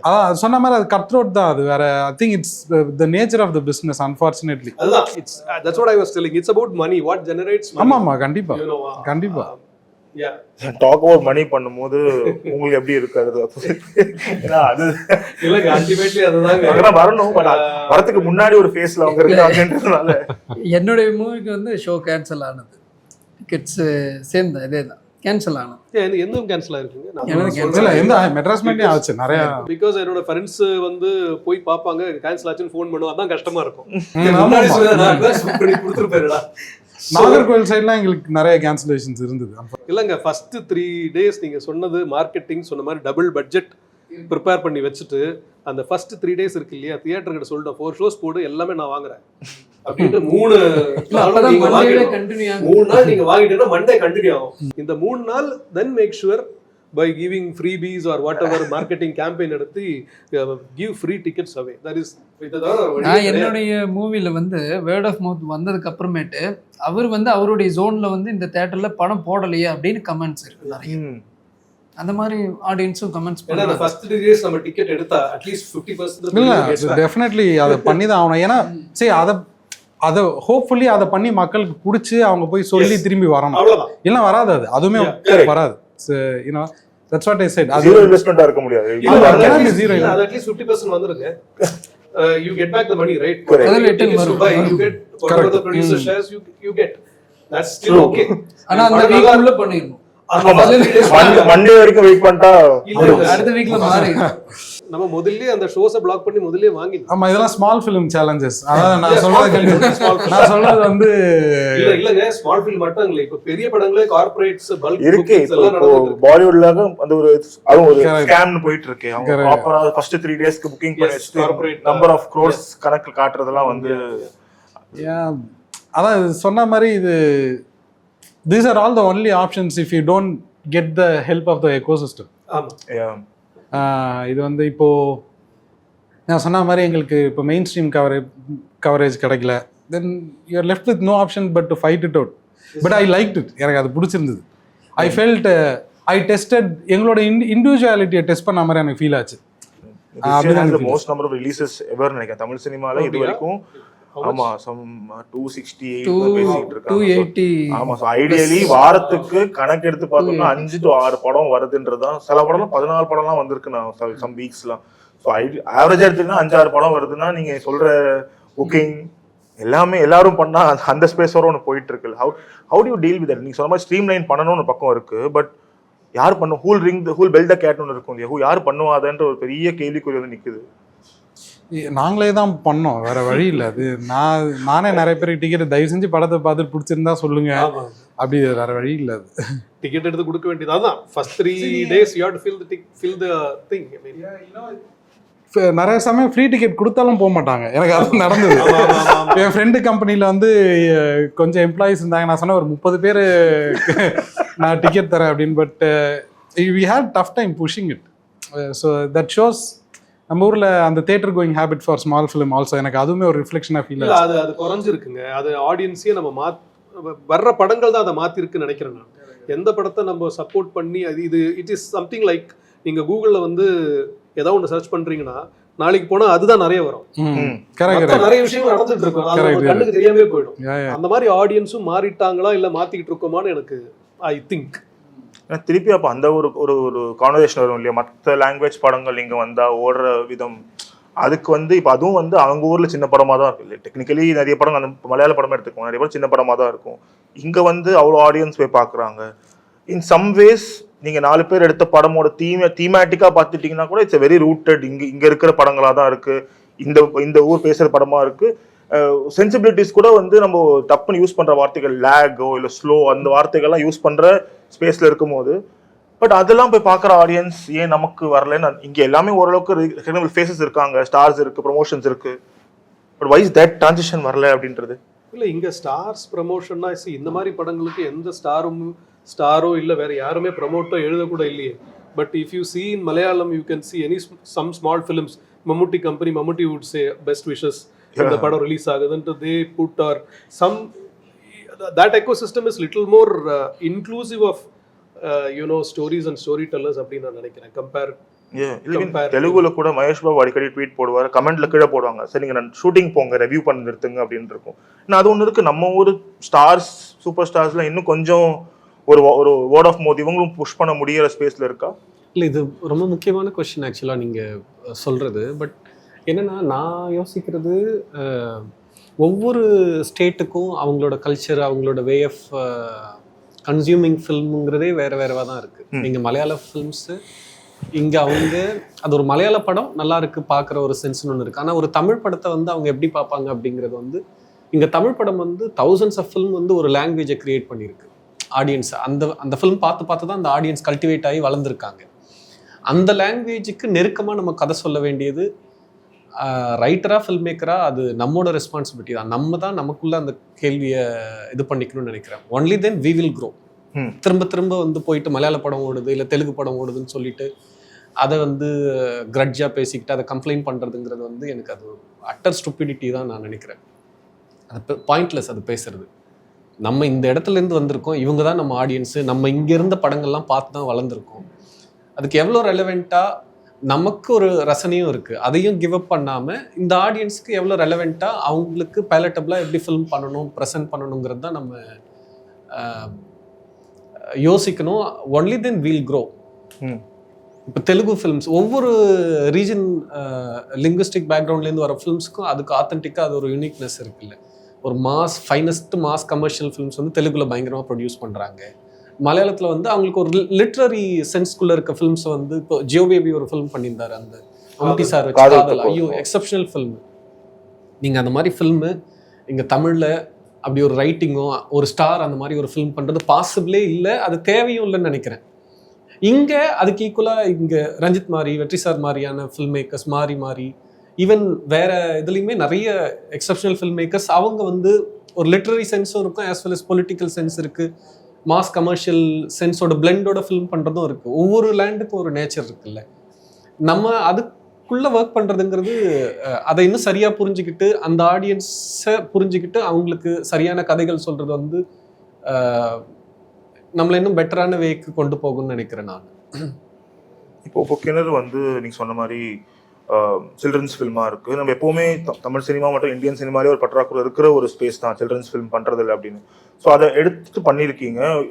அதுக்கான ஒரு ரெஸ்பான்ஸ் இருந்திருக்கும், அதுக்கு ஒரு விஷயம் இருந்திருக்கும். ஸோ இப்போ நம்ம திரும்பி சொல்கிறோம், இவ்வளோ பேசும்போது அடுத்த படத்துக்கான ஒரு தாட் ப்ராசஸில் வந்து இந்த காமர்ஸ்லாம் எடுத்துகிட்டு வந்துட்டீங்களா? அது வந்துருச்சா அவங்க மைண்டில்? இதுல இருந்து நிறைய கற்றுக்கிட்ட விஷயங்கள் எல்லாத்தையும் இதில் நான் மேனேஜ் பண்ணிகிட்டு இருக்கேன். எந்த மாதிரி சொல்லுங்க? எந்த மாதிரி? லைக் எனக்கு அதான் மார்க்கெட்டிங் ரொம்ப முக்கியம். ஸோ அதை நான் வந்து என்னுடைய செகண்ட் படத்தில் அட்டென்ஷன் பண்ண வேண்டிய சுச்சுவேஷன் இருக்குது. ஏன்னா ஃபஸ்ட்டு மூவியில் கிணறு படம் மூலமாக நான் ஆடியன்ஸ் கிட்ட ரீச் பண்ணாமல் இன்னும் பெண்டிங் இருக்கோ அப்படின்ற மாதிரி அதை எல்லாத்தையும் நான் வந்து என்னுடைய செகண்ட் ஃபிலிமில் நான் அதை சரி பண்ணணும்னு நினைக்கிறேன்.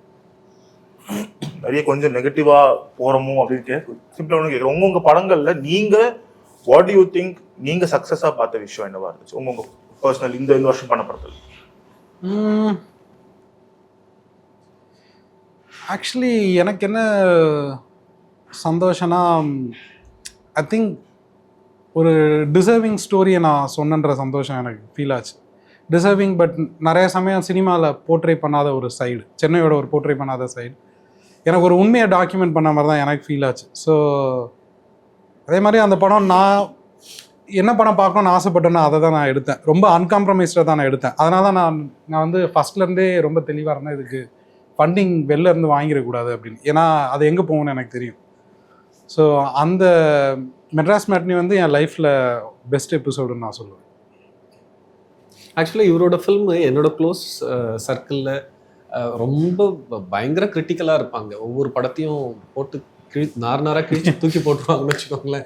அவங்க எல்லாம் பார்த்துட்டு பயங்கரமாக வந்து பேசிகிட்டு இருந்தாங்க. ப்ளூ ஸ்டார் டைரக்டர் வந்து பயங்கரமாக இருந்துச்சு அந்த படம், எமோஷனல் ஆகிட்டேன், எக்ஸப்ஷனல் ஃபில்ம் அப்படின்ட்டு இருந்தான். அவர் தமிழ் பிரபா ரைட்டர், அவரும் பயங்கரமாக பேசிகிட்டு இருந்தார். சாம்ராஜ் ரைட்டர், அவரும் இந்த படத்தை பற்றி பேசிகிட்டு இருந்தாங்க. எனக்கு ரொம்ப ஆச்சரியம். ஆக்சுவலாக இவர் வந்து ஐடி இப்போவுமே அந்த ஐடியில் ஒர்க்கும் பண்ணிட்டு இருக்காரு, அடுத்த திரைக்கதை எழுதுறாரு. இந்த இன்டர்வியூ முடிச்சப்பறம் போய் நான் கோட் அடிக்கணும். இல்லை சூப்பர் ஆக்சுவலாக இருக்கிறது.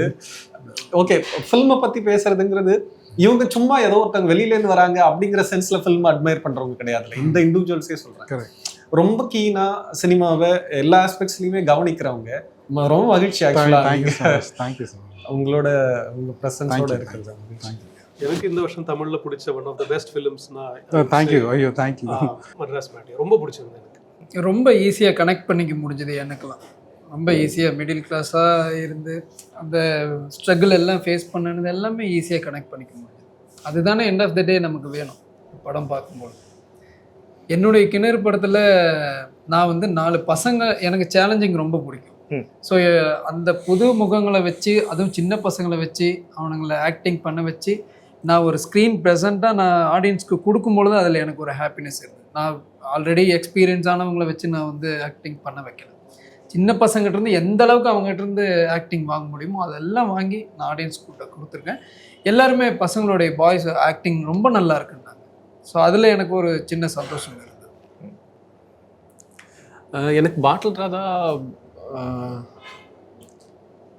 ராதா நிறைய ஃபில்ம் மேக்கர்ஸ், இவங்க சார் பேசியிருந்தாங்க, நிறைய ஃபில்ம் மேக்கர்ஸ் நம்ம எக்ஸ்பெக்ட் பண்ணாத, இவங்க அவங்க படங்கள்லாம் பயங்கரமாக நம்ம பிரமிச்சு பார்த்தவங்க, அவங்க எல்லாமே பர்சனலாக ரொம்ப சின்ன சின்ன விஷயங்களும் கவனித்து பேசுனது, அதுக்கப்புறமும் வேறு வேறு டைமில் அவங்களோட இன்ட்ராக்ஷன்ஸ், அவங்க எப்படி ஃபில்மு எழுதுறாங்க, ஃபில்ம் ஒர்க் பண்ணுறாங்க, அடுத்து இந்த மாதிரி பண்ணுடா இப்படி ஒர்க் பண்ண அப்படிங்கிற மாதிரி அவங்களோட டிஸ்கஷன்லாம் நான் எப்பயுமே செரிஷ் பண்ணுற ஒரு விஷயந்தான். அது பாட்டில் ராதா தான் உருவாக்குச்சு. படத்துக்குள்ளே அப்படிங்கிறது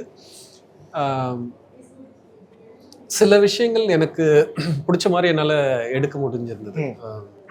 அது மேஜிக்கலாக எல்லாம் மொத்த ஃபில்மும் அப்படி எடுத்துட்டோன்னு சொல்ல முடியாது. சில சீக்வன்சஸ் நம்ம நினச்ச மாதிரி நல்ல ஒரு ஃபைனான ஆக்டிங் அதில் நடக்கும், நல்ல லொக்கேஷன் சேர்ந்துருக்கும், நல்ல ஒரு சன்செட்டில் நம்ம அதை கேப்சர் பண்ண முடிஞ்சிருக்கும். அந்த மாதிரி ஒரு 2-3 சீக்வன்சஸ் என்னால் அந்த ஃபில்முக்குள்ளே அக்கம்ப்ளிஷ் பண்ண முடிஞ்சதுங்கிறது எனக்கு பயங்கர மகிழ்ச்சி தான். அந்த கிளைமேக்ஸ் போர்ஷனாக இருக்கட்டும், ஃப்ளாஷ்பேக் போர்ஷனாக இருக்கட்டும், ரெயினில் சில சீக்வன்சஸ் ஷூட் பண்ணதெல்லாம் எனக்கு ரொம்ப விஷயம்.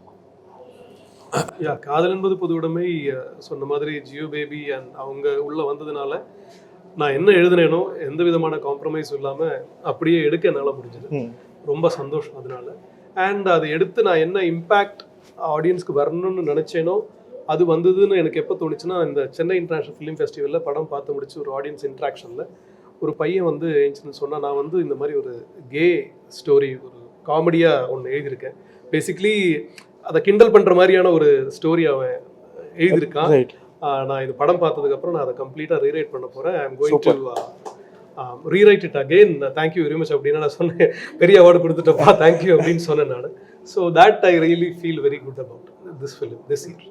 Actually one of the best films I felt this year. என்னன்னா அந்த மாதிரி ஒரு ஸ்டோரி ஆல்மோஸ்ட் எனக்கு லைட்டாக த்ரில்லர் மாதிரி ஃபீல் ஆச்சு. எனக்கு அப்படி ஃபீல் ஆச்சு. And it was very gripping. And ரொம்ப அழகாக ஒரு இன்னொரு பெர்ஸ்பெக்டிவை, இன்னொரு ஒரு விஷயத்தை வந்து எனக்கு அந்த படம் மெயின் ஸ்ட்ரீம் படம் மாதிரி தான் ஃபீல் ஆச்சு. So I was surprise when you said டிஸ்ட்ரிபியூஷனுக்கு வந்து இஷ்யூ இருந்ததே. எனக்கு அது மெயின் ஸ்ட்ரீமாசி எனக்கு அது இண்டிபெண்டன்டாக நான் ஈஸியாக எடுத்துருக்கலாம். நான் லேட் ஆக காரணமே இப்படி ஒரு சப்ஜெக்ட் ஃபெஸ்டிவல் எல்லாரும் எடுக்கிறாங்க, அது காணாமல் போயிடும். யாரோ பார்த்து இதுக்கு இந்த சினிமா யூனோ கிரிட்டிக்ஸ் அவங்கெல்லாம் பார்ப்பாங்க, பார்த்து மெயின் ஸ்ட்ரீமுக்கு வரவே வராது. அதனால தான் நான் வெயிட் பண்ணி கொஞ்சம் மெயின் ஸ்ட்ரீம் ஆக்டர்ஸ் எல்லாம் எப்படியாவது கேஸ்ட் பண்ணி, பட் அன்ஃபார்ச்சுனேட்லி சொல்லக்கூடாது, இன்னும் நிறைய ரீச் பண்ணியிருக்கலாம் அந்த படம். அட்லீஸ்ட் ஓடிடி சப்போர்ட் பண்ணியிருக்கலாம்னு நினைக்கிறேன். the mainstream OTTs, Netflix or Amazon or Hotstar, correct, அவங்க அதை ஏன் ரிஜெக்ட் பண்ணாங்கன்னு இப்போ என்னால் புரிஞ்சுக்க முடியல. ப்ரொடக்ஷன் குவாலிட்டியா இல்லை ஆக்டிங்கா ரைட்டிங்கா என்னன்னு தெரியல. எல்லாமே அழகாக இருந்தது, என்னன்னு தெரியல. I have no idea. Sir, இப்போது உங்களுடைய மூவி இந்த அண்டர்ரேட்டடாக பார்த்தீங்கன்னா ரொம்ப ஃபீல் குட்டாக இருந்தது. இப்போது 2 வகையில் நான் வந்து பார்ப்பேன். எப்படின்னா, ரொம்ப உணர்வுபூர்வமாக அதை பேஸ் பண்ணிட்டு தான் இருக்கும், இல்லைன்னா ரொம்ப அடித்தட்டு மக்களுடைய வாழ்வியலை பேசக்கூடியதாக இருக்கும். ஸோ அந்த வகையில் அந்த உணர்வுபூர்வமாக நீங்கள் கொண்டுட்டு போனது வந்து ரொம்ப நீங்கள் எடுத்துக்கிட்ட ரெஸ்பான்சிபிளாகவும் இருக்கட்டும், ஸ்க்ரீன் ப்ரெசண்ட்டாக அவங்களுடைய பர்ஃபார்மன்ஸாக இருக்கட்டும், நீங்கள் சொல்லக்கூடிய ஒவ்வொரு டைலாக்குமே ரொம்ப அழகாக இருந்தது. தேங்க்யூ. நான் ரொம்ப ரெஸ்பெக்ட் பண்ணேன். ஸோ அந்த ரிலேஷன்ஷிப்பில் இருக்கவங்கள ரொம்ப ரெஸ்பெக்ட். ஸோ அதில் வந்து அது ஸ்டார்ட் ஆஸ்கிங் உங்கள் படத்தை பற்றி ஒவ்வொரு ஆஸ்பெக்டில் ஒரு கேள்வி வச்சுருந்தேன். ஃபர்ஸ்ட் உங்ககிட்ட இருந்து ஆரம்பிக்கிறேன். இப்போது அந்த படத்தை நான் பார்க்கும்போது எனக்கு தோணுன விஷயம் என்னென்னா, அந்த படம் வந்து இப்போ எல்ஜிபிடி கம்யூனிட்டி பற்றின ஒரு படமாக இருந்தாலும் எனக்கு என்னமோ அது பார்க்கும்போது ஆலைஷிப் எப்படி இருக்கணுன்ற ஒரு ட்ரீட்டஸ் மாதிரி இருந்துச்சு. நீங்கள் உங்கள் வீட்டில் ஒருத்தவங்க வந்து இந்த மாதிரி உங்ககிட்ட சொன்னாங்கன்னா எப்படி டீல் பண்ணணும், உங்கள் ஃப்ரெண்டு சொன்ன எப்படி டீல் பண்ணணுன்றது ஒரு பெரிய ஒரு விஷயம். அது நம்ம ரொம்ப சாதாரணமாக கடந்து போகிற விஷயமோன்னு இருந்துச்சு. ஸோ நீங்கள் என்ன அன்லேர்ன் பண்ணீங்க அபவுட் லவ்? ஏன்னா அது ரொம்ப நீங்கள் நிறைய இவ்வளோ வருஷத்துல இவ்வளோ தாட் லவ்னு எப்படி இருக்கலாம், அப்படி இருக்கலாம், அப்படி இருக்கலாம் அப்படின்னு. ஸோ இந்த படம் எழுதும் போதோ பண்ணும் போதோ வாட் டிட் யூ லேர்ன்? நீங்கள் லேர்னிங்கோட நீங்கள் சொன்னது அன்லேர்ன் தான். நம்ம லவ் வந்து பயங்கர புனிதம், பயங்கர ஐடியலிஸ்டிக்கான லவ் அண்ட் இந்த போயட்ஸ் எழுதுறது, நிறைய நாவலிஸ்ட் சொல்கிறது, இதெல்லாம் எனக்கு பொய் அப்படின்னு தோண ஆரம்பிச்சிருக்கு. It is very fluid. லவ்னு மட்டும் கிடையாது, எந்த உணர்ச்சியுமே ரொம்ப ஃப்ளூயிடான உணர்ச்சி. அந்த மொமெண்ட்டில் அது பயங்கரமாக இருக்கும். அதை நம்ம ரொம்ப நேரம் தக்க வச்சுக்கணும்னு நினைக்கும் போது தான் இந்த கான்ஃப்ளிக்ட், இந்த பிரச்சனைகள் எல்லாம் வருது. அது ஃப்ளூயிட்னு புரிஞ்சுக்க ஆரம்பிச்சிட்டா இட்ஸ் மச் மோர் ஈஸியர் அப்படின்னு எனக்கு தோணுச்சு, எஸ்பெஷலி இன் திஸ் கேஸ். ஏன்னா இதில் நான் வந்து இதுக்காக நிறைய ரிசர்ச் பண்ணேன், நிறைய இந்த மாதிரி மக்களை மீட் பண்ணியிருக்கேன். இது மாதிரி ஒரு ஃபேமிலி ஒரு பொண்ணை மீட் பண்ணேன். அவங்க வீட்டில் இதே மாதிரி சொல்லி இங்கே கல்யாணம் பண்ண வைக்க முடியாதுன்னு சொல்லிட்டு லண்டனில் கல்யாணம் பண்ண வச்சாங்க. கல்யாணம் பண்ணிட்டு அப்புறம் டிவோர்ஸ் ஆகிட்டாங்க. Same sex girl and girl. அதுக்கப்புறமா she right no she is married to a guy and she has a kid. Oh okay. So I'm not judging her. Yeah. So love is so fluid. You cannot say this is right and that is wrong. இன்னைக்கு இது கரெக்டாக இருக்கலாம், நாளைக்கு வேற ஒன்று கரெக்டாக இருக்கலாம், நாளன்னைக்கு வேற மாதிரி இருக்கலாம். பட் தி பேஸ் இருக்குல்ல ஒன்று, உணர்வுகள் ஃபீலிங் அப்படின்ற ஒரு விஷயம் மாறாது. பட் அதோட பரிமாணங்கள், அதோட டெஃபினேஷன்ஸ் அண்ட் டைமென்ஷன்ஸ் மாறிக்கிட்டே தான் இருக்குது. You cannot be fixated on one thing. And அதுதான் இந்த ஸ்ட்ரகிள்னு நான் நினைக்கிறேன். இந்த whole society on people what we feel, இப்படி தான் ஒன்று இருக்கணும், லவ்னா இப்படி தான் அப்படின்னு ஒரு டெஃபினேஷனுக்குள்ளே நம்ம மாட்டாமல் இருக்கிற வரைக்கும் இட்ஸ் ஃபைன். மாட்டினா அது conflict happens, we start judging, இது சரியில்லை அது சரியில்லை இது தப்பு அப்படின்னு நம்ம பேச ஆரம்பிச்சிரும். அண்ட் அப்போ நம்ம ஆட்டோமேட்டிக்லி நம்ம தியரி இல்லை, நம்ம புரிதலுக்கு அலைன்ட் ஆகாத மனிதர்கள் இல்லை, மக்கள் இல்லை, ஐடியாலஜியை நம்ம வேறையா பார்ப்போம், அவங்கள வெறுப்போம், இல்லை அவங்களுக்கு அகெயின்ஸ்டாக எழுதுவோம், ட்ரோல் பண்ணுவோம் to make sure that we are right. Right. So basically it's very fluid. You don't have to be that rigid அப்படின்னு எனக்கு தோணுச்சு இந்த ப்ராசஸில். Lovely. இப்போ இதே மாதிரி தான் பாட்டில் ராதாவோட ராதாமணி கேரக்டரும் இல்லையா? ஏன்னா அவரை வந்து நம்ம எப்படி வேணாலும் நீங்கள் காமிச்சிருக்கலாம். அவர் வந்து நீங்கள் அவரோட ட்ரூத்தை காமிச்சிங்க, அவர் இப்படி தான் அப்படின்ற ஒரு ஆனஸ்டாக ஒரு பொட்ரைல் இருந்துச்சு. ஆனால் அது எப்படி வேணாலும் போயிருக்கலாம்ல. அவரை வந்து நீங்கள் இன்னும் கொஞ்சம் ட்ரோல் சொல்ல, இன்னும் கொஞ்சம் அவரோட ஜேர்னியில் இன்னும் கொஞ்சம் இறக்கி இருக்கலாம். ஏன்னா அவர் ரொம்ப டக்குன்னு அவரை வந்து ஒரு நல்லவராக காமிச்சிட்டு ஒரு எலிவேஷனும் கொடுத்துருக்கலாம். அந்த லைன் எப்படி வச்சிங்கன்னா அது ரொம்ப இன்ட்ரெஸ்டிங்கான ஒரு ஸ்பேஸில் அவர் இருப்பார் படம் ஃபுல்லாக. ஏன்னா நம்ம பேசிட்டு இருந்த மாதிரி சஞ்சனா கேரக்டர் வந்து நோ சொல்லிட்டு போகிற ஒரு ஸ்பேஸில் இருக்காரு, அவர் பின்னாடி போகிறதா இருக்கட்டும் இன்ட்ரெஸ்டிங்கான ஸ்பேஸ்லேயே இருக்கும். ஆனால் வந்து அவர் நீங்கள் ரொம்ப நல்லவரும் காட்டவும் இல்லை கடைசி வரைக்கும், அவர் புனிதப்படுத்தவே இல்லை அப்படின்ற விஷயம் ஒன்று இருக்குல்ல. அந்த டிசிஷன் எப்படி எடுத்தீங்க? அதுக்கு முன்னாடி இவர் இப்போ இந்த ரிலேஷன்ஷிப் பற்றி சொன்னது வந்து ரொம்ப முக்கியமான பாயிண்ட்ஸ் நீங்கள் ஷேர் பண்ணது. ஆக்சுவலாக ரொம்ப ரொம்ப இம்பார்ட்டண்ட்டு. கான்ஸ்டண்ட்டாக நம்ம ஒரே இமோஷனில் ஒரே இதுக்குள்ளவே நம்ம இருக்க மாட்டோம்ல. அது ஃப்ளூயிட் அப்படிங்கிற அந்த பெர்ஸ்பெக்டிவ் ரொம்ப இம்பார்ட்டண்ட்டான பெர்ஸ்பெக்டிவ். பாட்டில் ராதாவோட இதுலேருந்து எனக்கு நான் புரிஞ்சுக்கிறது கற்றுக்கிட்டது அப்படிங்கிறது, அந்த படம் அதுக்காக நிறைய அடிக்ஸு, ரெக்கவரிங் அடிக்ஸோட ஃபேமிலி, அவங்களோடலாம் நிறைய நூற்றுக்கணக்கான பேர் நான் மீட் பண்ணி பேசினதில் புரிஞ்சுக்கிட்டது. அதுக்கு முன்னாடி வரலாம் குடிக்கிறான்னா குடிச்சு விழுந்து கிடக்குறான், இவனுக்கு வேறு வேலை இல்லை அப்படிங்கிற மாதிரி ஒரு இது இருந்தது. ஆனால் அதோட ஸ்டடியில் தான் நமக்கு புரிஞ்சுது, உண்மையாகவே குடிக்கிறவங்க, அந்த அடிக்ஷனில் இருக்கவங்க அட்லீஸ்ட் எல்லாருமா தெரியல, ஆனால் ஒரு 70-80% வந்து நிச்சயமாக எல்லாருமே அதுலேருந்து ரெக்கவர் ஆகணும் அப்படின்னு தான் விருப்பப்படுறாங்க. அதில் இருக்க வேண்டாம் அப்படின்னு தான் நினைக்கிறாங்க. ஒருபொழுதும் அவங்க என்ஜாய் பண்ணுறதே கிடையாது. என்ஜாய் பண்ணுறவங்க வந்து ரொம்ப கண்ட்ரோல்டாக ட்ரிங்க் பண்ணுறவங்களால தான் அந்த ட்ரிங்க்கை என்ஜாய் பண்ண முடியுது. இவங்கெல்லாம் அடிக்ட் ஆகிடுறாங்க. அதுக்குள்ளேருந்தே வெளியில் வந்துடணும், எதுவும் ஆப்பர்ச்சுனிட்டி இருக்காதா, எப்படியாவது நம்ம இதுலேருந்து சர்வைவ் ஆகிட முடியாதா, நம்மளும் ஒரு நார்மல் லைஃப்பை ரீஎஸ்டாப்ளிஷ் பண்ணிக்க முடியாதா அப்படிங்கிறது தான் அவங்களோட பெரும் கனவே. நிறைய பேருக்கு நான் ஆவடியில் கிரவுண்டில் வீக்கெண்டில் வந்து குழந்தைங்கள கூப்பிட்டு போயிட்டு, பசங்களை கூப்பிட்டு போயிட்டு கிரவுண்டில் உட்காந்துட்டு இருப்போம், அவங்க விளையாடுவாங்கன்னு வச்சுக்கோங்களேன். அங்கே ஒரு குரூப் ஆஃப் பீப்புள் அந்த ஏஏ மீட்டிங் முடிச்சுட்டு வருவாங்க. என்னை பார்க்கும்போதெல்லாம் சொல்கிறது வந்து, இந்த டைமில் இந்த பசங்க, இந்த டைமெல்லாம் என்னோட குழந்தைங்க வந்து இப்போ காலேஜ் அது மாதிரி படிக்கிறாங்க, ஆனால் இந்த டைமில் நான் என்ன பண்ணேன்னு எனக்கு ஞாபகம் இல்லை. உங்களை பார்க்கும்போது வந்து ஒன்றுமே இல்லை, ஒன்றுத்துக்குமே ஐ மீன் பெருசாக நம்ம ஒன்றும் மலையே புரட்டிலாம் போட்டல, குழந்தைங்கள கிரவுண்டுக்கு கூப்பிட்டு போகிறோம் விளையாடுறதுக்கு. அது இன்னொரு அக்கம்ப்ளிஷ்மெண்ட் மாதிரி, இது இன்னொரு கிடைக்காத ஒரு விஷயத்த நம்ம கிடைச்சிருக்க மாதிரி அவங்க நம்மளை பார்த்து பேசுறது இருக்கும். சுத்தமாக அவங்களுக்கு அந்த 15-20 வருஷம் அடிக்ஷனில் இருந்தது வந்து என்ன நடந்ததுன்னே தெரியாமல் போயிருக்குன்னு வச்சுக்கோங்களேன். அவ்வளோ பெயின்ஃபுல்லான ஒரு இது. இப்போது டிசீஸ் தான், அது டிசீஸ்டு பீப்புள் தான் அவங்க. இன்னும் நிறைய பேர் ஈவன் ஒரு ஆஸ்பெக்ட் அப்படின்னா, இப்போ ரெக்கவர் ஆகி இப்போவுமே 15-20 வருஷமாக ரெக்கவர் ஆகியிருக்காங்க, குடிக்கிறது கிடையாது. ஆனால் இப்போ வரையிலுமே அவங்களோட பார்ட்னர்ஸோ இல்லை குழந்தைங்களோ வந்து ஒரு பயத்தில் எப்பயாச்சும் திரும்ப குடிச்சிருவாரா, ஒரு ட்ரஸ்ட்டே இல்லாமல், அவங்க மனைவி வந்து கணவனை ட்ரஸ்ட் பண்ணாமல் அந்த மாதிரி இருக்கவங்கலாம் பார்த்துட்டே இருக்காங்க. சிலர்லாம் ஓப்பனாக சொல்லியிருக்காங்க, அவர் இந்த நிமிஷம் அவர் குடிக்கிறதெல்லாம் நிறுத்தி 10 வருஷம் 15 வருஷம் ஆயிடுச்சு, அவர் இந்த நிமிஷம் இருந்தால் கூட ஒரு துளி கண்ணீர் வராது எனக்கு அவர் மேலே. ஏன்னா அந்தளவுக்கு அவர் பண்ணி ட்ராமாவை, ஏன்னா குடிக்கும்போது அன்கான்ஷியஸாக அவர் எல்லாமே பண்ணார். அதை கான்ஷியஸாக யார் ஃபேஸ் பண்ணதுன்றது இருக்குல்ல, அந்த குழந்தைங்களும் அவங்களோட குடும்ப உறுப்பினர்கள் தானே அதை ஃபேஸ் பண்ணாங்க. அதோட பெயின் அண்ட் ட்ராமா வந்து அவங்க லைஃப் டைம் அதை கேரி பண்ணுறாங்க அவங்க. இப்போ அவர் திரும்ப நகை வாங்குறாரு, குடும்பத்தை ரீஎஸ்டாப்ளிஷ் பண்ணி ஒரு ஃபங்க்ஷனுக்கு கூப்பிட்டு போறாருன்னா, நிர்வாணமா அதே இடத்துல விழுந்து கிடந்தாருல்ல. அந்த 10 வருஷத்துக்கு முன்னாடி அந்த ஃபேமிலி தானே அங்கே கூட இருந்துச்சு. அவங்க எப்படி இந்த நகை போட்டுட்டு போயிட்டு அங்கே போய் நின்றுட்டா மட்டும் அவங்களுக்கு அந்த அவங்களோட ட்ராமா போயிடுமான்றது இருக்குல்ல. அது ரொம்ப காம்ப்ளெக்ஸாக தான் இதெல்லாம் புரிஞ்சிக்க முடிஞ்சுது. ஆனாலும் இந்த படத்தில் நான் ஹீரோவா பாட்டில் ராதா அதில் அந்த ராதாமணிங்கிற ஒரு டிசீஸ்டு பர்சன், அவனோட ஜேர்னி, அவன் தான் ஹீரோன்னு நினச்சதுனால அவனுக்கு ஒரு பாசிட்டிவ் ஃபேஸ் கொடுக்கணுன்றதுக்காக அது பண்ணோம். நிறைய பேர் கிரிட்டிசைஸ் பண்ணாங்க, அவன் ஒரு டாக்ஸிக்கான பர்சன், அவன் கூட ஏன் அந்த ஃபேமிலியை சேர்த்து வைக்கிறீங்க, அந்த ஒய்ஃபை ஏன் ஒன்று சேர்த்து வைக்கிறீங்கிற கொஷின் வந்துட்டே இருந்துச்சு.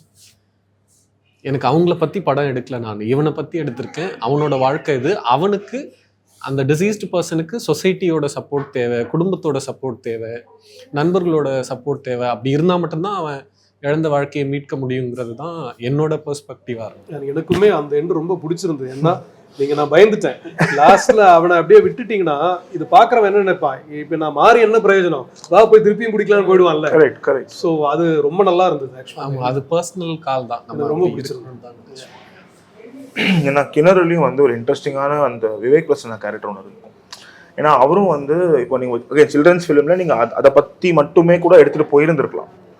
அந்த கேரக்டர் ஏன்னா இவர் சொன்ன எல்லாமே ட்ராமா இருக்குது, அவர் கதை ஒன்று ரொம்ப ஸ்ட்ராங்கான கதை ஒன்று இருக்குது, அதில் ஒரு பயங்கரமான இமோஷன் ஒன்று இருக்குது. ஆனால் சில்ட்ரன்ஸ் ஃபிலிம் அது தனியாக இருக்கும், இது தனியாக இருக்கும் நினச்சிட்டு இருப்போம், நல்ல ஒரு கனெக்ட் ஒன்று இருக்கும். அந்த கேரக்டர் எப்படி எழுதிங்க, அது ஏன் எழுதிங்க? அந்த கேரக்டர் வந்து லைவாகவே நம்ம முன்னாடி இருந்துக்க ஒரு கேரக்டர். பேசிக்காக இந்த படத்துடைய ஒரு மாரலாக நாம் பார்க்கக்கூடிய விஷயம், சொல்லக்கூடிய விஷயம் என்னென்னா, எல்லாருக்குமே ஒரு தேடல் இருக்கும். அதுக்கு அடுத்த நாள் நம்ம தேடல் நோக்கி ஏதோ ஒரு வகையில் நம்ம ட்ராவல் ஆகிட்டு தான் இருக்கோம். சின்ன பசங்களுடைய லைஃப் ரொம்ப ரொம்ப ரொம்ப கான்ஃபிடென்ட்டான ஒரு லைஃப். ஆனால் இப்போ நமக்கு அந்த கான்ஃபிடென்ட் வராது. அவனுங்க சில்ட்ரன்ஸை பொறுத்த வரைக்கும் காலையில் எழுந்திரிச்சா ஏதாவது ஒன்று பண்ணுவாங்க. நம்ம அப்படி கிடையாது, நமக்கு லைஃப் மேலே ஒரு பயம் இருக்கும். ஆனால் பாய்ஸ்க்கு வந்து லைஃப்பில் ஒரு பயங்கரமான ஒரு கான்ஃபிடென்ட் இருக்கும், ஏதாவது ஒரு விஷயத்தை பண்ணணும், ஏதாவது ஒன்று பண்ணணும். ஸோ இப்போ இவங்களுக்கு கிணறு தேவைன்னு ஓடுறாங்க. விவேக் பிரசன்னா சாருடைய கேரக்டருக்கு தன்னுடைய பையனை மிஸ் பண்ணிட்டோம், தன்னுடைய பையன் கிடைச்சிடுவான்னு சொல்லி ஆனால் ஒரு தேடலில் ஓடிட்டு இருக்கோம். ஸோ ரெண்டுமே வந்து பேரலாக தேடலை நோக்கி தான் ஓடும். ஒன்று கிடைக்கணும் அல்லது கிடைக்கக்கூடியதை ஏற்றுக்கணும். அப்படி ஏற்றுக்கக்கூடிய மனசு வந்து அடல்ட்டாக இருக்கக்கூடிய நமக்கு வரணும். சில்ட்ரன்ஸ்க்கு அப்படி இல்லை, ஒரு விஷயத்த ஸ்ட்ராங்காக அதை பிலீவ் பண்ணுவாங்க, நம்புவாங்க, ரொம்ப சுவாரஸ்யமாக போய் அதை அடையணும்னு நினைப்பாங்க. ஸோ அந்த ஒரு நம்பிக்கை சார்ந்து தேடலை சார்ந்து என்ன கிடைக்கலையோ அதை நோக்கி அப்படியே போகும் ரெண்டு கதைகளும். ஸோ அப்படி எனக்கு வந்து பேரலாக வந்து விவேக் பிரசன்னா சாரோடைய கேரக்டரை கனெக்ட் பண்ணணுன்றது ரொம்ப ஆசையாக இருந்தது. ஸோ கம்பேர் பண்ணணும்னு ஒரு ஆசை, சின்ன பசங்களையும் அடல்ட்டையும் கம்பேர் பண்ணணும். ஸோ லைஃப்பை எவ்வளோ சுவாரஸ்யமாக இந்த பாய்ஸ் நகர்த்திட்டு போகிறாங்க, நம்ம அப்படி இல்லை, நமக்கு ரொம்ப ஸ்ட்ரகிள் இருக்கும், அதெல்லாம் யோசிச்சுக்கிட்டு இருப்போம். அதெல்லாம் இல்லை, கிடைக்கும், அதை நம்ம கண்டிப்பாக சந்தோஷமாக ஏற்றுக்கணும். ஸோ அப்படின்ற ஒரு கேரக்டராக தான் விவேக் பிரசன்னா இந்த படத்தில் வந்து ட்ராவல் ஆகும். அதை எந்த அளவுக்கு நம்ம வந்து ஒரு மெட்டஃபராக பபிள்ஸை கொண்டுட்டு வரோம், அவர் பையன் இழந்ததை அந்த பபிள்ஸ் மூலமாக இவர் பஞ்சர் ஒட்டி அதை கனெக்ட் பண்ணிக்கிறாரு. அது எந்த அளவுக்கு ஒரு லைக் என்ன சொல்கிறது, ஒரு கவிதையாக கொண்டுட்டு போக முடியுமான்னு ட்ரை பண்ணி அதை கொண்டுட்டு போனது அந்த ஒரு விவேக் பிரசன்னாவுடைய கேரக்டர். கேரக்டருடைய நேம்லாம் இல்லை, அது ஒரு பஞ்சர், அவ்வளோதான் அப்படின்றது ஒன்று. இந்த ரவுண்ட் கேள்வி ஆரம்பிக்கும் போது நான் இவ்வளோ தீமேட்டிக்காக கனெக்ட் ஆகும்னு எதிர்பார்க்கணும். இப்போ இவர் சொன்னதுலேருந்து அங்கே வந்தது, அங்கே எப்படி உங்களுக்கு அப்படி தான் வரணும் நான்.